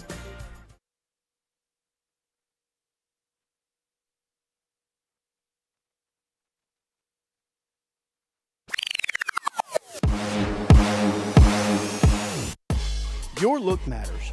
And around here, nobody does custom like Creative Genius Enterprises. From school pride to business branding, they make it local, they make it personal, and they make it last. We at Cedar Creek Media are proud to partner with Creative Genius as our official outfitters, and we can't wait for you to join us. Creative Genius Enterprises, Henderson County's home for custom made right. Give them a visit at 806 West Main Street in Gun Barrel City or call 903-288-2458. That's 903-288-2458. When it comes to protecting your water, trust the local pro, Chris Flores with City Backflow. For years, Chris has built his business on hard work, Panther pride, and a commitment to his community. Neighbors know his name, and businesses count on his service. City Backflow handles it all. Testing, repairs, residential and commercial, done right and done right the first time. Don't wait until there's a problem. Protect your water and protect your peace of mind. Call Chris Flores with City Backflow today, 903-471-4558. That's 903-471-4558. City Backflow, proud sponsors of Mabank Athletics.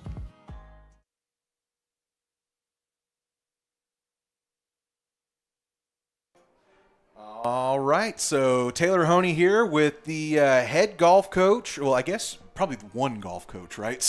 So we have an assistant this year. Oh, you do? Okay. We're moving up. We're moving up. Okay, yeah. so the head golf coach and head girls basketball coach, Jeff Sutton, also an alumni of Mabank High School. So Class of 96. There that's you right. go. A man that's been around Mabank for quite some I've been time. here a bit. Yes, sir. Well, Coach, you've got some golf going on here this weekend. So just wanted to, since you had a little bit of time, figured I'd come put you on the spot and put you on camera and talk a little golf here. So tell us about what's going on. Yeah, appreciate it. Yeah, we're hosting a tournament out at Cedar Creek Country Club. Today was the first day. Kids played well. We're sitting in third place. Okay. 2 strokes out of second, 10 strokes out of first. So we tee off tomorrow morning at 7:30. Our first kid tees off 7:30 to like 8:09 is the last time. So anyway, we have a chance tomorrow to make a little move and move on up. But it's a really good field. All the teams from our region that went to state last year are there. There's some bigger schools, 5 and 6A schools. Just some really good competition. So it's good. If you're looking for something to do tomorrow morning, come out to Cedar Creek. Weather was beautiful today.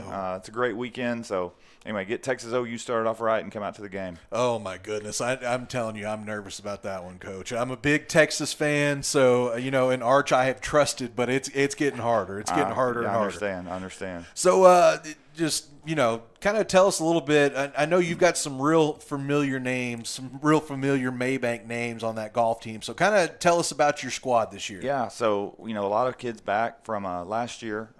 Today, one of our seniors, Gunnar McGilvra, he led us, shot 3 under par today, played great. A couple juniors that have been on there for a couple years, Cameron Van Horn and Lawson Shackelford, both doing a good job. Lawson's actually injured right now, so he didn't get to play today. He's in a boot. Hopefully that'll get off in about 2 weeks. So you could put some golf spikes on the bottom of that, I was kind of thinking there's got to be a way, right? There's got to be a way. But the spring is really our main season. This is more just kind of keep him sharp and playing competitive rounds. And so, he'll be fine. Just kind of an unfortunate timing for our tournament that he's not playing. But then we have Asher Brackenridge and Dalton Irvin played. And then we have a freshman, Mateo, who played great today. Wouldn't tell you he played great, but shot 74. Really, really hung in there. Did not necessarily have his best stuff, but really, really battled. Really proud of him. He did great and had our second best score of the day, so he was awesome. And I'm curious because, golf is one of the, there's especially in high school golf and that kind of thing, there's the team aspect, but really it's such an individual game. You know what I mean? So how, I was never, I can't hit a golf ball straight to save my life. I promise you that. So tell me, how do you, what does a practice, like a golf practice, look like? So a lot of individual stuff, right? Like they all kind of have their own things they need to be working on. Some days they don't putt well. They need to work on their short game, do different things like that. Other kids start working through swing changes. And so you kind of personalize it a little more. And that's kind of the one thing, they know, right? They know they have some people that are helping them with their swing on the outside. And so they kind of know what they need to be working on. And so then I'm just kind of there to hopefully hold them accountable where they're, hey, did you do what you need to do today? Yeah, Coach, I got it done. So anyway, and then the tournaments are their time to kind of shine and see, hey, that work pay off for me or how'd that go? Got you. So do we get any, are they, challenging you to, a short 9? Or, what are we looking at here? Because I know those guys you've got some competitive guys out there. So are they wanting to – because I don't know if everybody knows, but Coach went to school for golf. Coach went to college for golf. So Coach has got a swing here. That was a long time ago. I don't play much anymore. I did actually play with them a little bit and got the shanks a little bit out there, so it was ugly. So now they're kind of like, wait, you actually played golf once upon a time? Sure. What are we doing? But anyway, it was I want to play more with them. I enjoy playing with them. They're really good. They're really talented. They're fun to be around. They like playing. They like being around each other, and they're very competitive. They want to play and kind of hold each other accountable and beat each other, right? It's a lot of fun when they can come in at the end of the round and they beat, I beat so-and-so or, I beat the Cameron today. I beat Gunnar today. I beat Lawson today.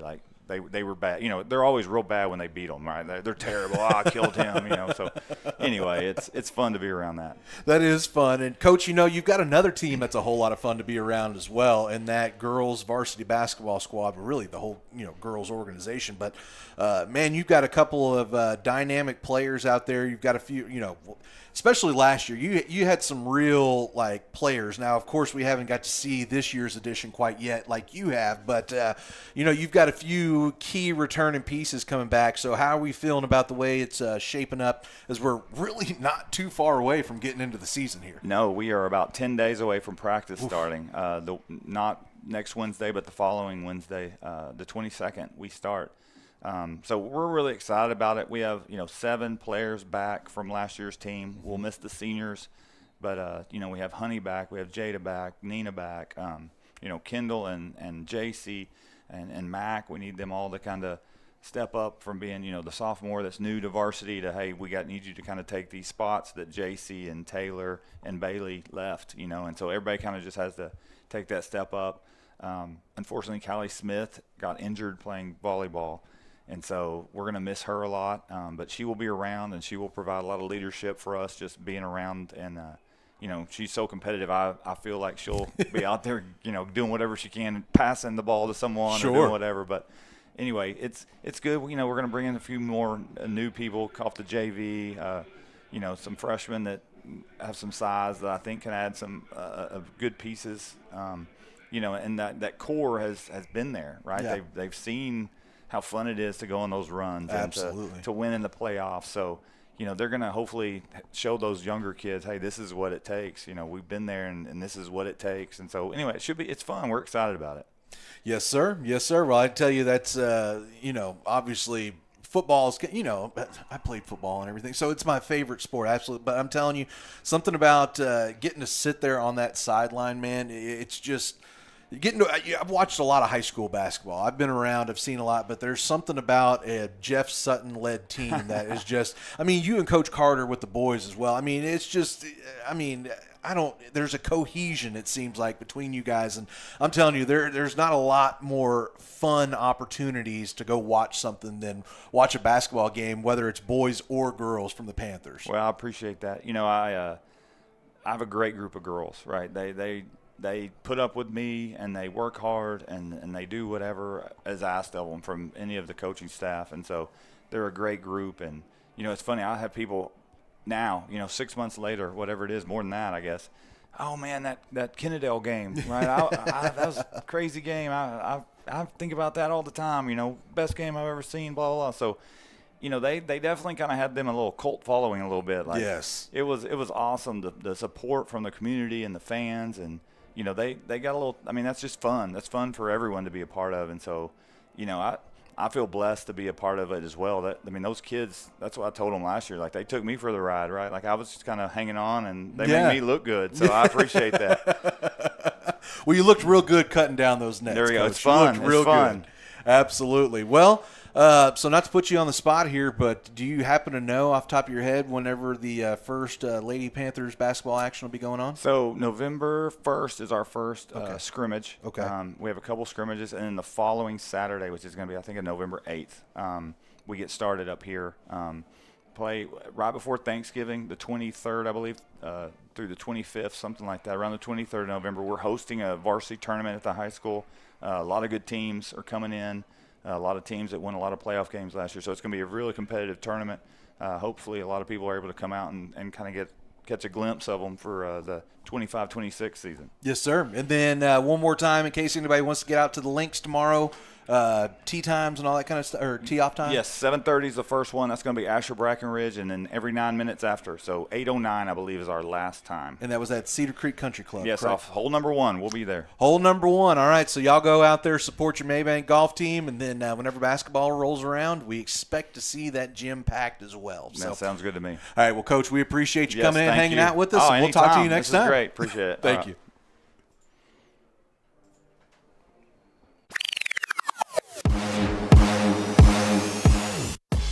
Your look matters, and around here, nobody does custom like Creative Genius Enterprises. From school pride to business branding, they make it local, they make it personal, and they make it last. We at Cedar Creek Media are proud to partner with Creative Genius as our official outfitters, and we can't wait for you to join us. Creative Genius Enterprises, Henderson County's home for custom made right. Give them a visit at 806 West Main Street in Gun Barrel City or call 903-288-2458. That's 903-288-2458. For nearly 30 years, Carrie Harris Satellite has been the Lake area's trusted satellite and internet retailer by putting the customer and their needs first. And we here at Cedar Creek Media can attest to that. I'm JD Bird with Cedar Creek Media, and we're not just partners, we're customers of Carrie Harris Satellite, and can't recommend him and his friendly team highly enough. Stop by Carrie Harris Satellite in Athens today and ask how they can get you set up with Dish, Spectrum, Starlink, Boost Mobile, and more at 103 La Costa Street in Athens, or call 903-677-9522. Again, that's 903-677-9522. At Reedy Tire, they understand early morning drop-offs, late evening pickups, and everything in between that you go through to make sure your child gets from one event to the next activity.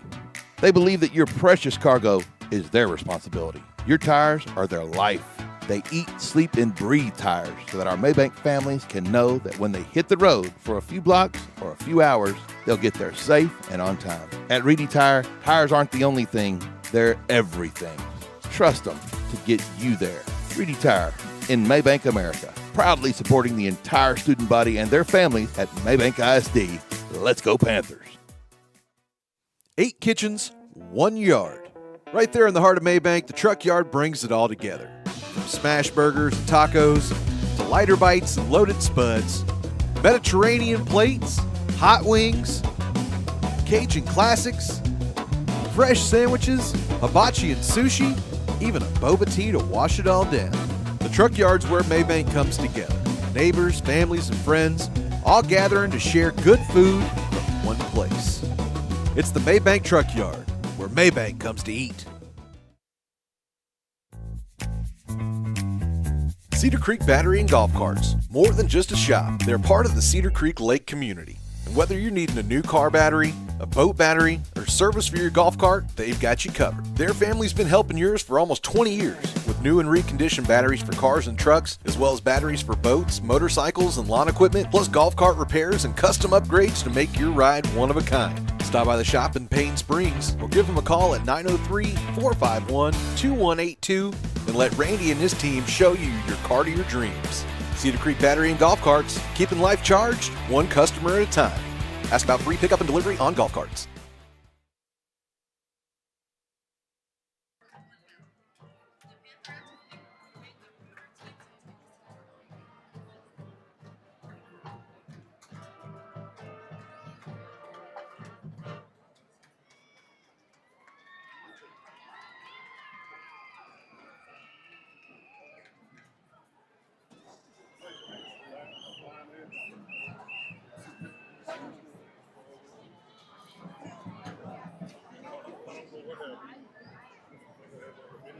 Your Panthers are led on the field by line officers Second Lieutenant Natalie Morales, First Lieutenant Cadence Bauer,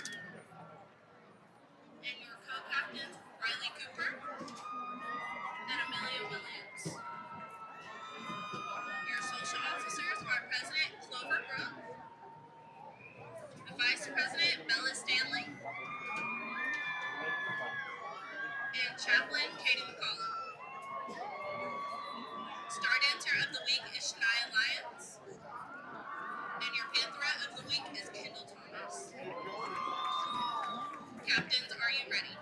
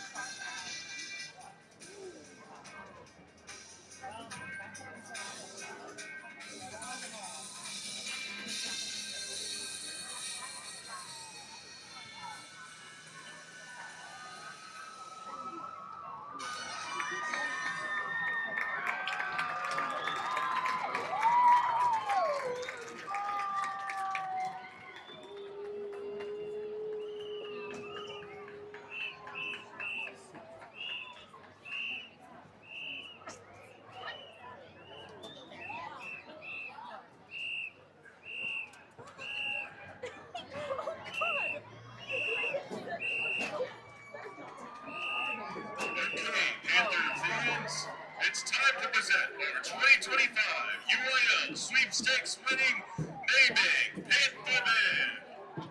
Our UIL competition show, Holiday, features the music of Green Day, Ron Nelson, and Hans Zimmer. Our soloists tonight are Olivia Bennett and Ryan French.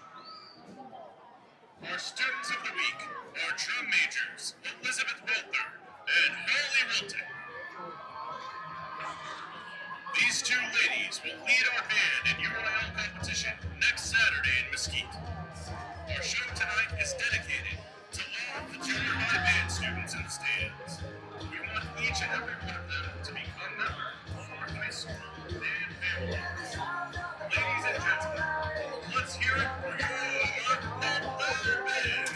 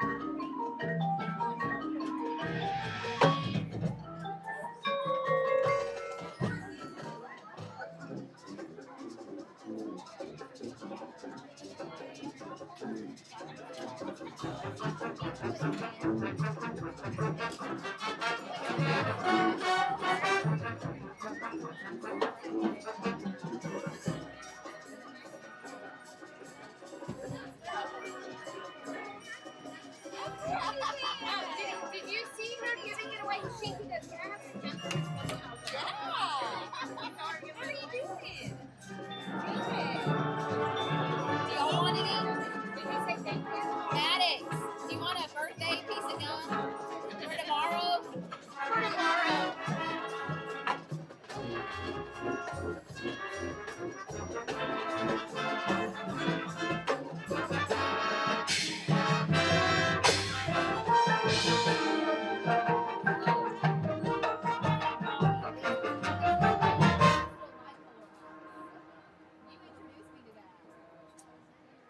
Yeah, there's not been a better one since.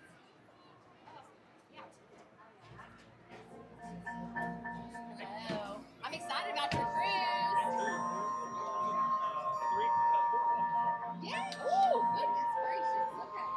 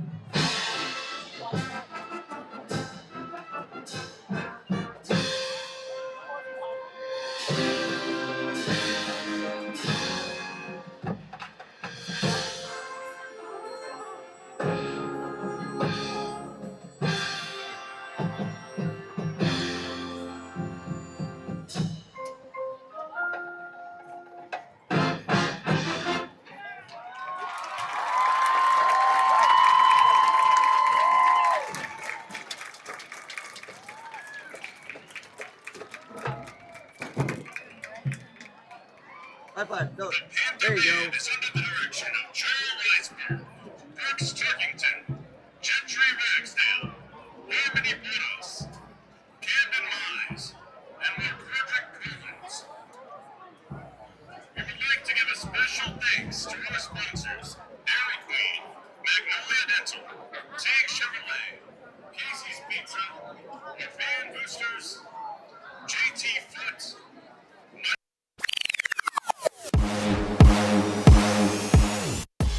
Your look matters, and around here, nobody does custom like Creative Genius Enterprises. From school pride to business branding, they make it local, they make it personal, and they make it last. We at Cedar Creek Media are proud to partner with Creative Genius as our official outfitters, and we can't wait for you to join us. Creative Genius Enterprises, Henderson County's home for custom made right. Give them a visit at 806 West Main Street in Gun Barrel City or call 903-288-2458. That's 903-288-2458. When it comes to protecting your water, Trust the local pro, Chris Flores with City Backflow. For years, Chris has built his business on hard work, Panther pride, and a commitment to his community. Neighbors know his name, and businesses count on his service. City Backflow handles it all. Testing, repairs, residential and commercial, done right and done right the first time. Don't wait until there's a problem. Protect your water and protect your peace of mind. Call Chris Flores with City Backflow today, 903-471-4558. That's 903-471-4558. City Backflow, proud sponsors of Mabank Athletics. 8 kitchens, 1 yard. Right there in the heart of Mabank, the truck yard brings it all together. From smash burgers and tacos to lighter bites and loaded spuds, Mediterranean plates, hot wings, Cajun classics, fresh sandwiches, hibachi and sushi, even a boba tea to wash it all down. The truck yard's where Mabank comes together. Neighbors, families, and friends all gathering to share good food from one place. It's the Mabank Truck Yard, where Mabank comes to eat.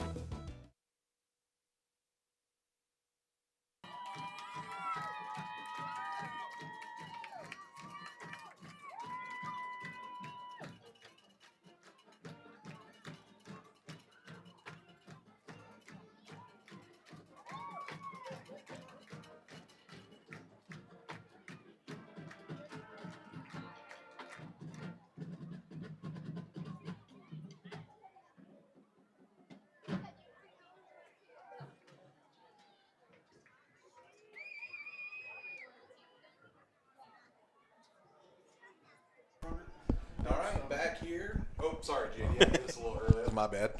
So back here at the City Backflow Sports Desk, Mabank right now has a lot of work to do. 54-0 coming out of the half. And JD, it is exactly what we were mentioning. You couldn't let happen. That has happened so far tonight. It has been the running game. Quite specifically, Justin Starling had 3 touchdowns on the first 3 Henderson possessions. So not exactly a winning formula there to start it out. Yeah, absolutely not. I mean, you set up your ground game so that you can set up every other part of it. And, as soon as the Mabank defense was realizing, okay, we have to figure out some way to be able to stop this run, well, then they get bombed on back-to-back drives where it's one-play touchdowns to the outside that end up going all the way on the pass. So it is going to be one of those figure out the best way to get yourself to the end of this one to help you feel a little bit good about yourself. A little bit of pride points there. Yes, sir, I do agree, but the good thing is that you do get the ball coming out of the right there. Perfect. Sorry. Justin, we did our Coach Sutton interview. Had to get that camera reset all good and good on the field there. But, yeah, really, if anything, JD, you've had a couple of tough weeks here the last few weeks. Of course, going into Canton, that was a rough one. Had Pine Tree this week last week, and then this one's been kind of rough as well. So, really, if anything, you're just looking to maybe get something going and get prepared for next week. You know what I mean? So again, you've got 24 minutes on the board, but it is going to be a real fight going upwards here so far, or here for the rest of the night. So, if anything, again, just you want to find some kind of click, some kind of something to get yourself built on as we're continuing on throughout the rest of the year. Because if I remember right, I think we're in Chapel Hill next week. So that is definitely another tough opponent at their stadium, and it is. I just double-checked. So let's see what we've got to start out the half here, as there is going to be a penalty. Let's see who they get. They're kind of pointing at each other there. It's now going to the line judge there, and I think he is saying it is a Henderson penalty to start it out, and it looks like that is what it's going to be. So encroachments on the Lions. Well, I think what happened there was they weren't set they didn't have the ball set in the correct spot there, so they were fixing the spot of the ball to set it up for 1st and 10. Okay, thank you. I was just thinking when they were going around there, but that looks to be exactly what it was, as Jackson Copeland had nowhere to go that time on the left side and has to be helped out by a couple of his teammates to get up. They're going to end up taking a loss of 4 there on 1st down. And it looked like maybe Jackson might have took a bit of a stinger that time, but there's one that, we haven't got to, we've got to know him pretty well. We haven't known him a real long time, have we, Mr. Jackson? But I can tell you right now, that is a super duper tough kid. I don't know if they make him much tougher out of the factory as he takes and hands off to, that is to Thompson. Jaden Thompson out there for the first time tonight. Yeah. Ends up picking the 4 yards right back up. So that'll help out a bit. It looks like they actually are possibly going to do a running clock here, JD, as the clock has not stopped yet tonight. Or, on this drive. So we'll see. Copeland takes the snap, going to flick it out to the left. Found Schreier, able to get up to about the 30-yard line. So be a gain of, looks like 6 yards on the play, but it is going to leave it at 4th down, be 4th and 4.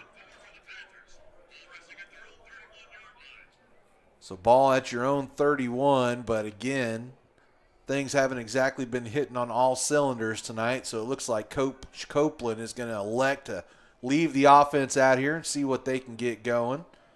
As Copeland looks, going to throw across the middle, and I think Morris able to come back and get that. He was.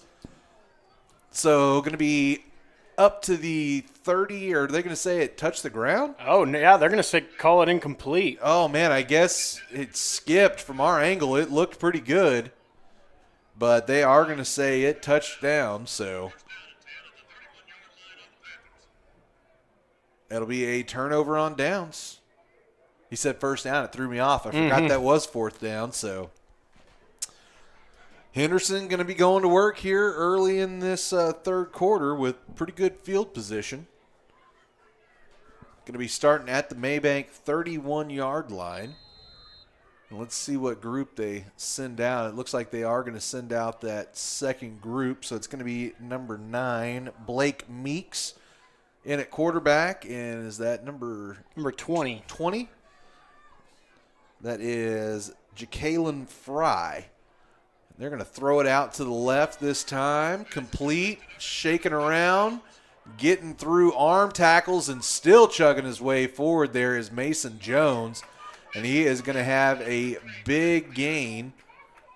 Going to go for 20 yards on the play, and that is more than enough for a 1st down. It's going to be right on the 11-yard line, so there will be a little bit of space for the Lions as well to pick up a 1st down. So it's not going to be a 1st and goal, long at goal situation.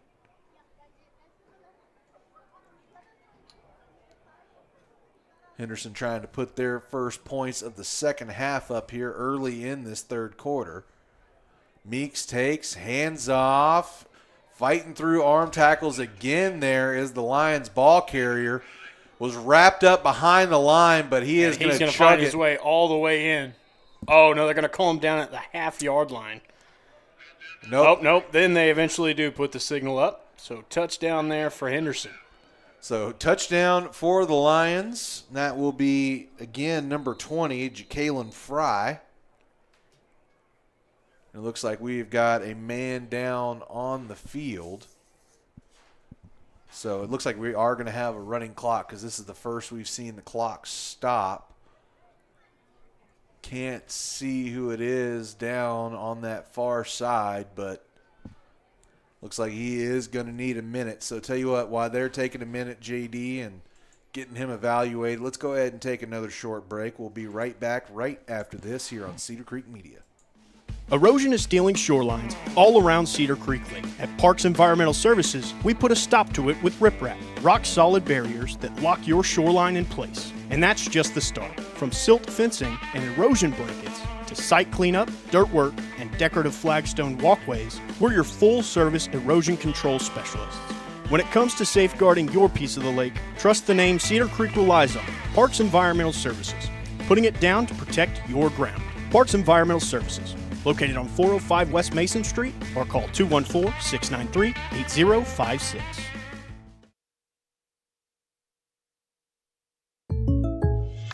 Life insurance that meets your needs now for when they need it most.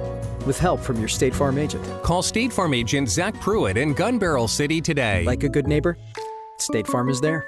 Get a quote today.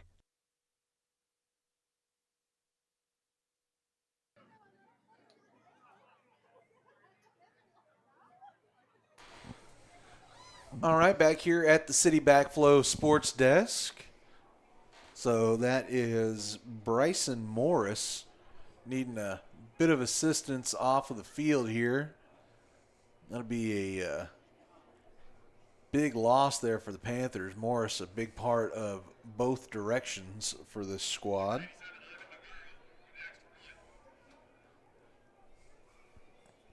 But it is now a 60-point lead for the Lions. Looking to tack on an extra point here is Navarro. High snap, but it was handled and put through the uprights. So 61-0 now. Mabank going to be coming back out on offense here after the kickoff, at least we presume. Let's see who they end up replacing Morris with, because actually Langford, I think, was the first one to realize that, Bryson is one of your deep returners, so you're going to need somebody to come out and replace him. It looks like it will be Gavin. So who is that sliding over there into Gavin's spot?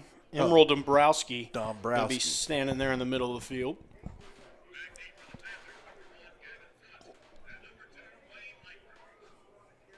Emerald, a good kid, and I like his dad too. Mr. David's always been a big supporter of us. So, you know what? Forget it. I'll do it. I don't care. If you're out there looking for a new vehicle, David's been so good to us. I'll tell you, go see him. Go see Mr. David out there at the Dodge dealership in town. We got to split it somewhere, All right, so kickoff is going to be fielded at about the 26-yard line. And it looks like we are going to move back into the running clock here, JD. So this one will be coming to rest a little bit earlier than normal, probably. Actually, I guess not. It's already 9:30, so that first half took a little while. Long first half with all those touchdowns. So Thompson in at running back, flanked over towards the left. Copeland is going to hand it to him. Thompson going around the right, throws a stiff arm, gets through some arm tackles, and has space. Here we go. Jaden Thompson going to have the first touchdown, presumably, for Mabank, being chased from behind but able to make it in, and that will be a touchdown. So long touchdown there. It's about a 75-ish yarder there for Jaden Thompson, and that is exactly what the doctor ordered, to put a little bit of mojo on that sideline for the guys in green. And it's going to be immediately going to go into the swinging gate. Yes, sir. Gate formation. Copeland takes, rolls out to the right, flips it, and not able to get the completion. So it'll remain a 61-6 advantage. But hey, Jaden Thompson with the big breakout run. Mm-hmm. So obviously was a reason he didn't play in the first half, but his first real touch here in the second half, breaks through a couple of arm tackles and goes the distance, 75 yards.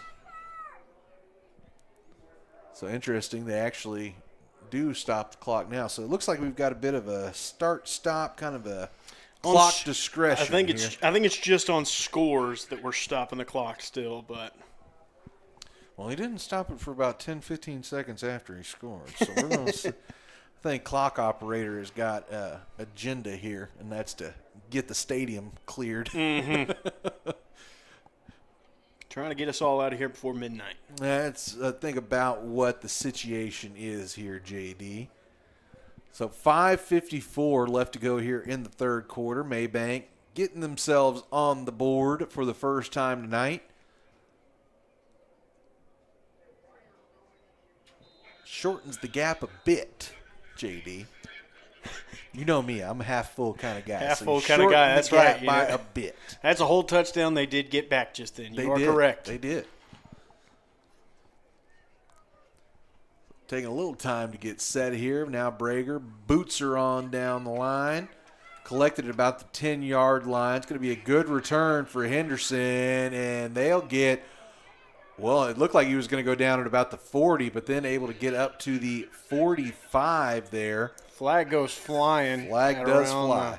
Around the 30-yard line.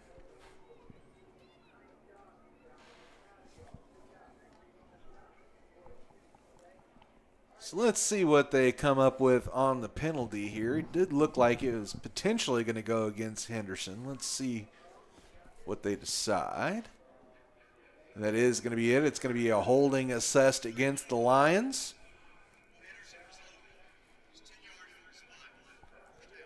Now, obviously, we didn't see exactly where the spot was. Looks like they're going to say it was at the 38-yard line, so they will back them up to the 28-yard line, and that is where the Lions will go to work. And doesn't really seem to matter if they've had a short or a long field so far tonight. They have just had a nose for the end zone and been finding different ways to get in there. I believe every single one of their drives have come away with points, so working at a high efficiency tonight. All but one. You did have that. You had the one interception. That is correct. Yep. Yes, sir. You are right. But it was a long time ago, and it's been few and far in between. So I don't blame you there. So it is going to be Meeks again. He hands off, and he is going to be decked there. How about that? Big hit there for Noah Spencer. Looks like he was kind of started to be brought to the ground there by Wayne Langford. Yeah, but Noah Spencer came up to put the extra elbow grease on the hit. A little finishing touch. I think the only person that didn't appreciate that was wearing green was Wayne Langford, because he was kind of in the middle of that as well. So it'll be 2nd and 9 here.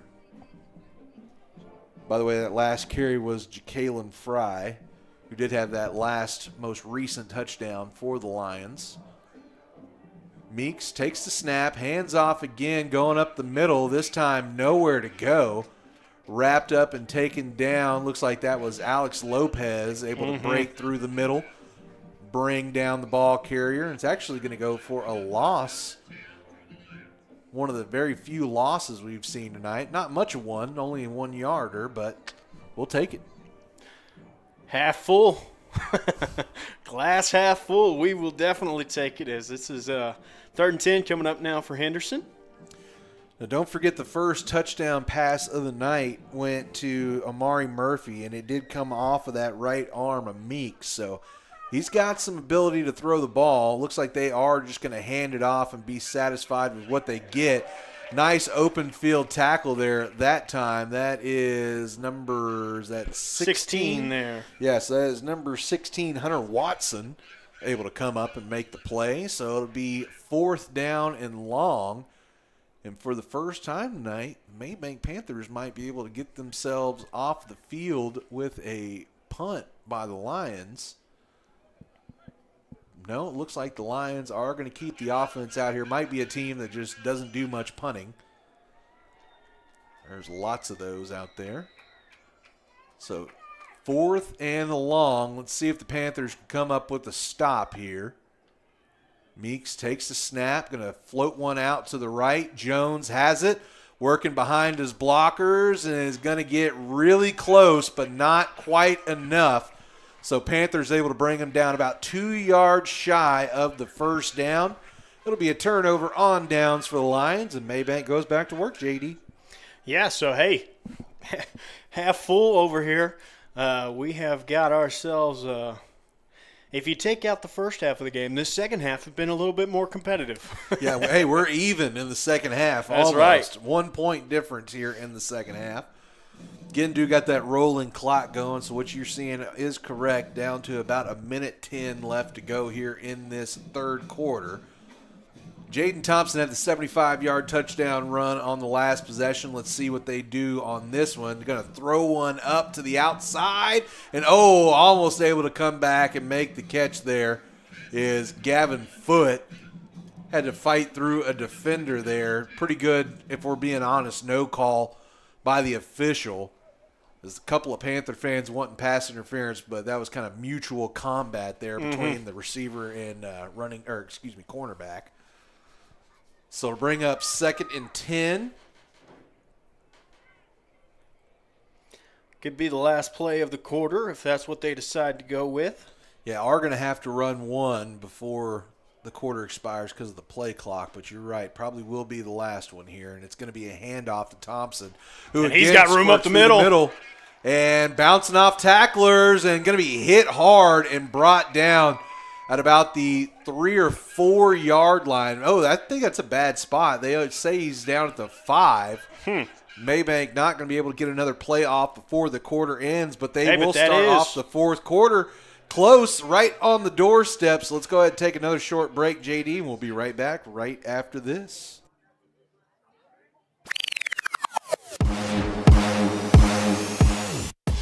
Your look matters. And around here, nobody does custom like Creative Genius Enterprises. From school pride to business branding, they make it local, they make it personal, and they make it last. We at Cedar Creek Media are proud to partner with Creative Genius as our official outfitters, and we can't wait for you to join us. Creative Genius Enterprises, Henderson County's home for custom made right. Give them a visit at 806 West Main Street in Gun Barrel City or call 903-288-2458.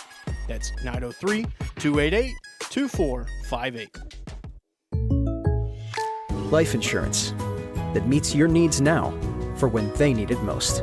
With help from your State Farm agent. Call State Farm agent Zach Pruitt in Gun Barrel City today. Like a good neighbor, State Farm is there. Get a quote today. When it comes to protecting your water, trust the local pro, Chris Flores with City Backflow. For years, Chris has built his business on hard work, Panther pride, and a commitment to his community. Neighbors know his name, and businesses count on his service. City Backflow handles it all. Testing, repairs, residential and commercial, done right and done right the first time. Don't wait until there's a problem. Protect your water and protect your peace of mind. Call Chris Flores with City Backflow today. 903-471-4558. That's 903-471. We'll get you back, Chris, but we had to get back as Jaden Thompson's going to take one on the right side and score as we come back from break there. So 2nd touchdown of the night for Jaden Thompson and scoring them on back-to-back possessions. Looks like Mabank again going to line up to go for 2. Again, Chris, if you're out there watching, apologies. I'll get you back here. As they're going to flip one out to Kason Schreier this time. Kind of a, would you call it a high snap? I guess technically that is what it was. Yep. But it was kind of a toss over there. If anybody's watched any of the Philadelphia Eagles recently, it's kind of like almost what they're doing off their tush push there. But it looks like we have got a Panther down on the field. Schreier ended up having his neck kind of wrung there on that one. He is slow to get up. Yeah, he definitely took a big shot on that one. But again, if there's anything you can say about this group of kids, they are a tough bunch down there. Mm-hmm. So Schreier up, walks off on his own power. So 12-61. Again, Mabank doing a good job winning the second half here, at least so far. Sure are all in the legs of number 20, Mr. Jaden Thompson. Mm-hmm. I would say over 100 yards here in the second half now, yeah? I think that is a very fair number to him. All right, so clock back running. Ray Brager back up to set this up. Again, we've seen a couple of wrinkles on the kickoff. Haven't seen any of those wrinkles that they've worked on applied yet. Let's see what they do here. Nope, going to be another pooch. Going to be taken about the 30 by Mason Jones. Makes a few men miss and gets up past midfield. Going to be pushed out at about the 49-yard line. So Henderson, again, going to be going to work with a short field here, JD. Once again, starting in Panther territory. Go The ahead. last time out, we were able to see Mabank get a stop. All 4 plays, nothing going. So I guess technically you could call it a 4-and-out. Was what they held them to last time. So looking to do that again. This time at midfield. See if Mabank can continue.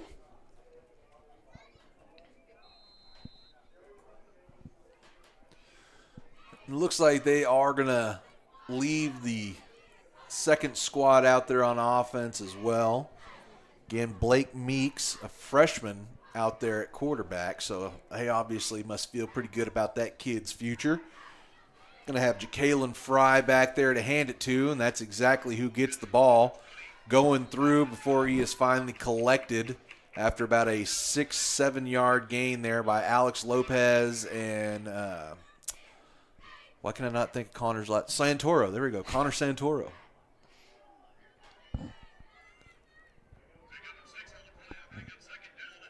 So 2nd and 4 here.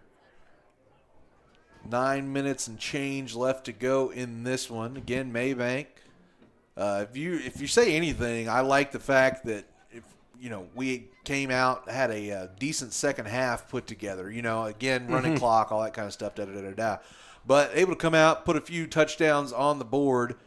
We saw in Canton and Pine Tree had a little bit more trouble doing that. So just like to see the fight from these guys continuing on, as this time Fry going to be able to escape a couple of men in the backfield and pick up 2 yards. So it'll make it a very manageable 3rd and 2 here for the Lions.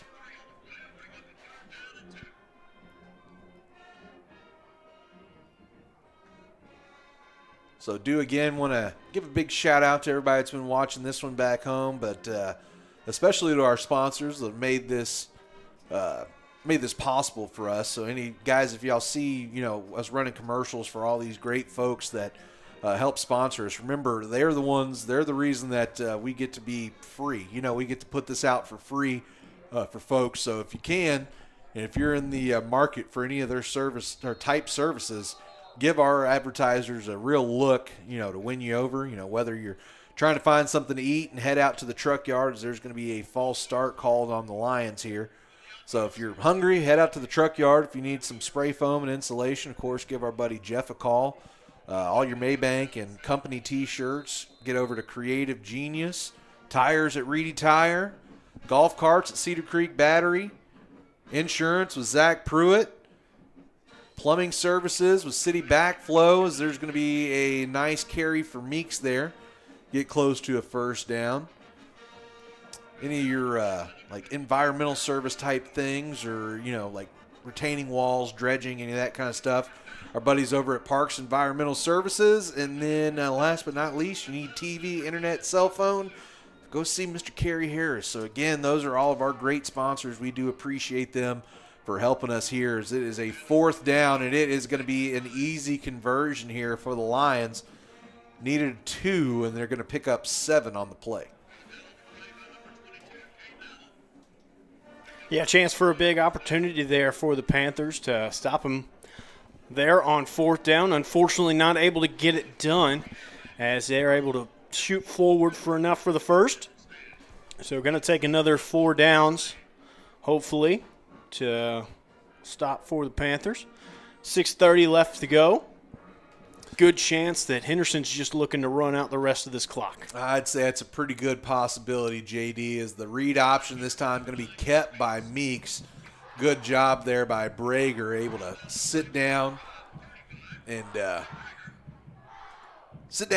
allow that one to go too much farther. Yeah, he keyed in on it quick, and he was not going to be fooled on that one. So 2nd and 9.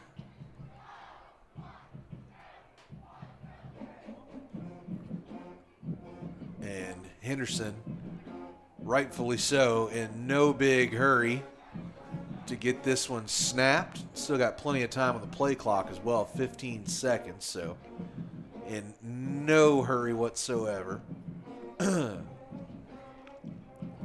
Meeks takes the snap and hands it off, and it'll be another nice gain here for the Lions running game. Number 20, Fry, again on the carry. Let's see, JD, why we're doing this. Let's see if we can look for some more scores. So Canton takes out Kemp 63-0. Kearns taking out the Crossroads Bobcats 46-0. And Price Carlisle came back and beats Cayuga 14-7. All three of those games final. Westwood enjoying a 49-28 lead over Crockett. Lindale up 44-7 over Palestine. This is going to be another carry for Fry, and he is, I believe, nope, they're going to mark him a yard short. Got close to first down yardage, but not quite enough. Athens has exploded over Brownsboro. That one was 8-0 deep into the second quarter. Now 46-8 in midway through the third quarter. Kilgore on top, 21-7 over Chapel Hill. Winsboro up 42-0 at the start of the fourth quarter over Eustis. Malakoff enjoying a 37-19 lead on Homecoming there with 9:23 left to go in the fourth quarter. And Fruitvale finishes off Trinidad 67-35.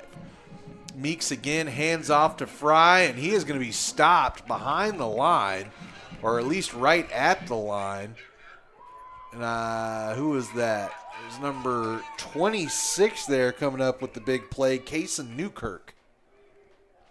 Well, with that means the Panther offense going to have one more chance to hopefully drive down and put a last kind of score on the board for themselves. Feel a little bit better about the second half that you did about your first half. So for the Panthers right now, just those kind of victory points for themselves. That is exactly it, sir. So it looks like the offense is going to remain the same. They are going to hand off to Thompson, who is again going to break through the middle. Didn't quite get as much as he did last time, but it is still a nice gain, 9 yards for Jaden Thompson. So it'll be 2nd and 1 here, and how effective has he been in the second half? Mm-hmm. And they are again going to hand off to Thompson, this time going around the left side. Only able to pick up about 3 there, but it is more than enough for a first down. So for Zach Pruitt State Farm first down. That is exactly right. Haven't got to say that a lot tonight. No, we have not. Get your money's worth in for you there, Zach. So 1st and 10 now. 2 minutes and some change left to go in the ball game. Copeland going to look right, throw it out, foot, able to come down with the catch at about the 29-yard line. So nice catch there for G. We'll flip the field now for the Panthers, and they're going to mark him at the 30.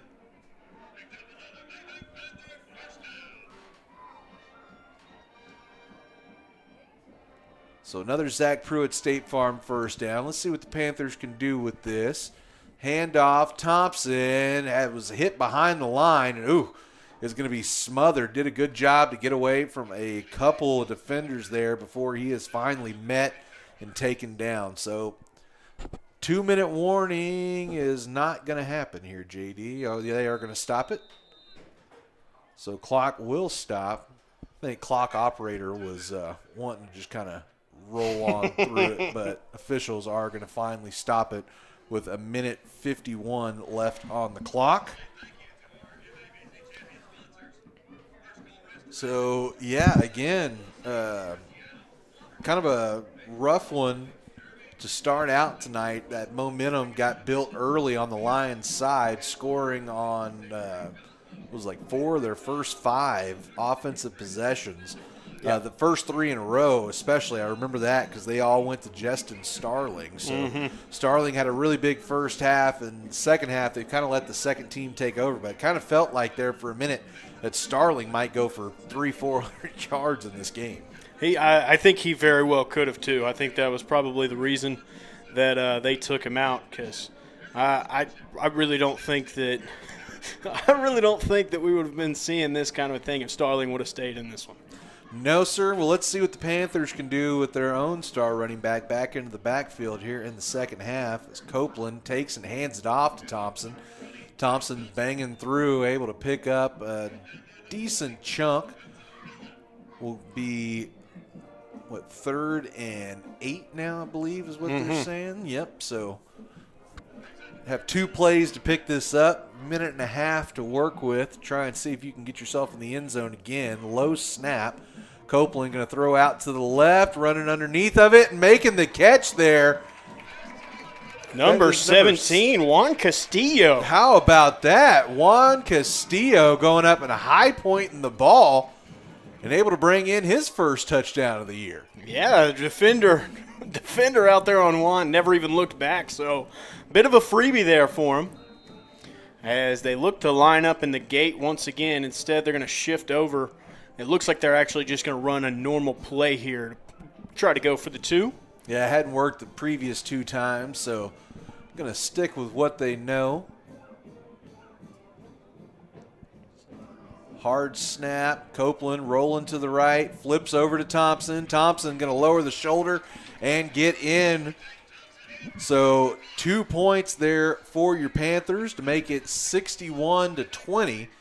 I do believe that is probably going to be just about all she wrote, as the clock still hasn't stopped, and I don't assume we're going to kick this off just to roll it back. So I'm pretty comfortable saying this one is probably going to go final 61-20, and that is exactly what's going to happen as everybody in the building is realizing it. So yeah, again, not exactly the game you would hope for here tonight, but the Panthers fought hard all the way to the end, and had a pretty, again, talked about it. They win the second half 20-7. Now, of course, Henderson was kind of in get out of here mode in that, but you got to have something, like we said, to build towards to go into the next week, and that is exactly what the Panthers did in the second half, is they kind of put the train back on the tracks at least. Yeah, absolutely. I mean, Jaden Thompson coming back into the second half, of course, didn't play in the first, so being able to add that piece to the puzzle, I mean, he looked really great out there in the second half and completely changed the momentum and the outlook that this team had in terms of the running game. And then with the running game being successful, it then opened up the passing game as we saw the big pass down the field to Foot, and then ended up the big pass down over there to Castillo for the touchdown. So, I mean, good things being able to happen as soon as they got the running game going that we had, kind of talked about were one of the keys to this game. Unfortunately, not able to do it in the first half, but in the second half there, you felt kind of good that, hey, when we finally do get our game plan working, it does work. So what do we have to do to be able to get this thing to be successful from the very start? So that's what they're walking away from here. Yep, and they will go back to work next week, see if they can figure out some kind of kink into this game plan, iron out some wrinkles, and get this thing fully back on the track. We will be at Chapel Hill next week taking on the Bulldogs, so another tough opponent, of course, in this district. They really all are, so no surprise there. So just going to have to just take the wait-and-see approach, JD. Absolutely. Well, all right, folks. For Cedar Creek Media, I'm Taylor Honey. I'm JD Bird. We appreciate you being here with us. We'll see you next week. Again, final from here at Panther Stadium, 61-20, Henderson.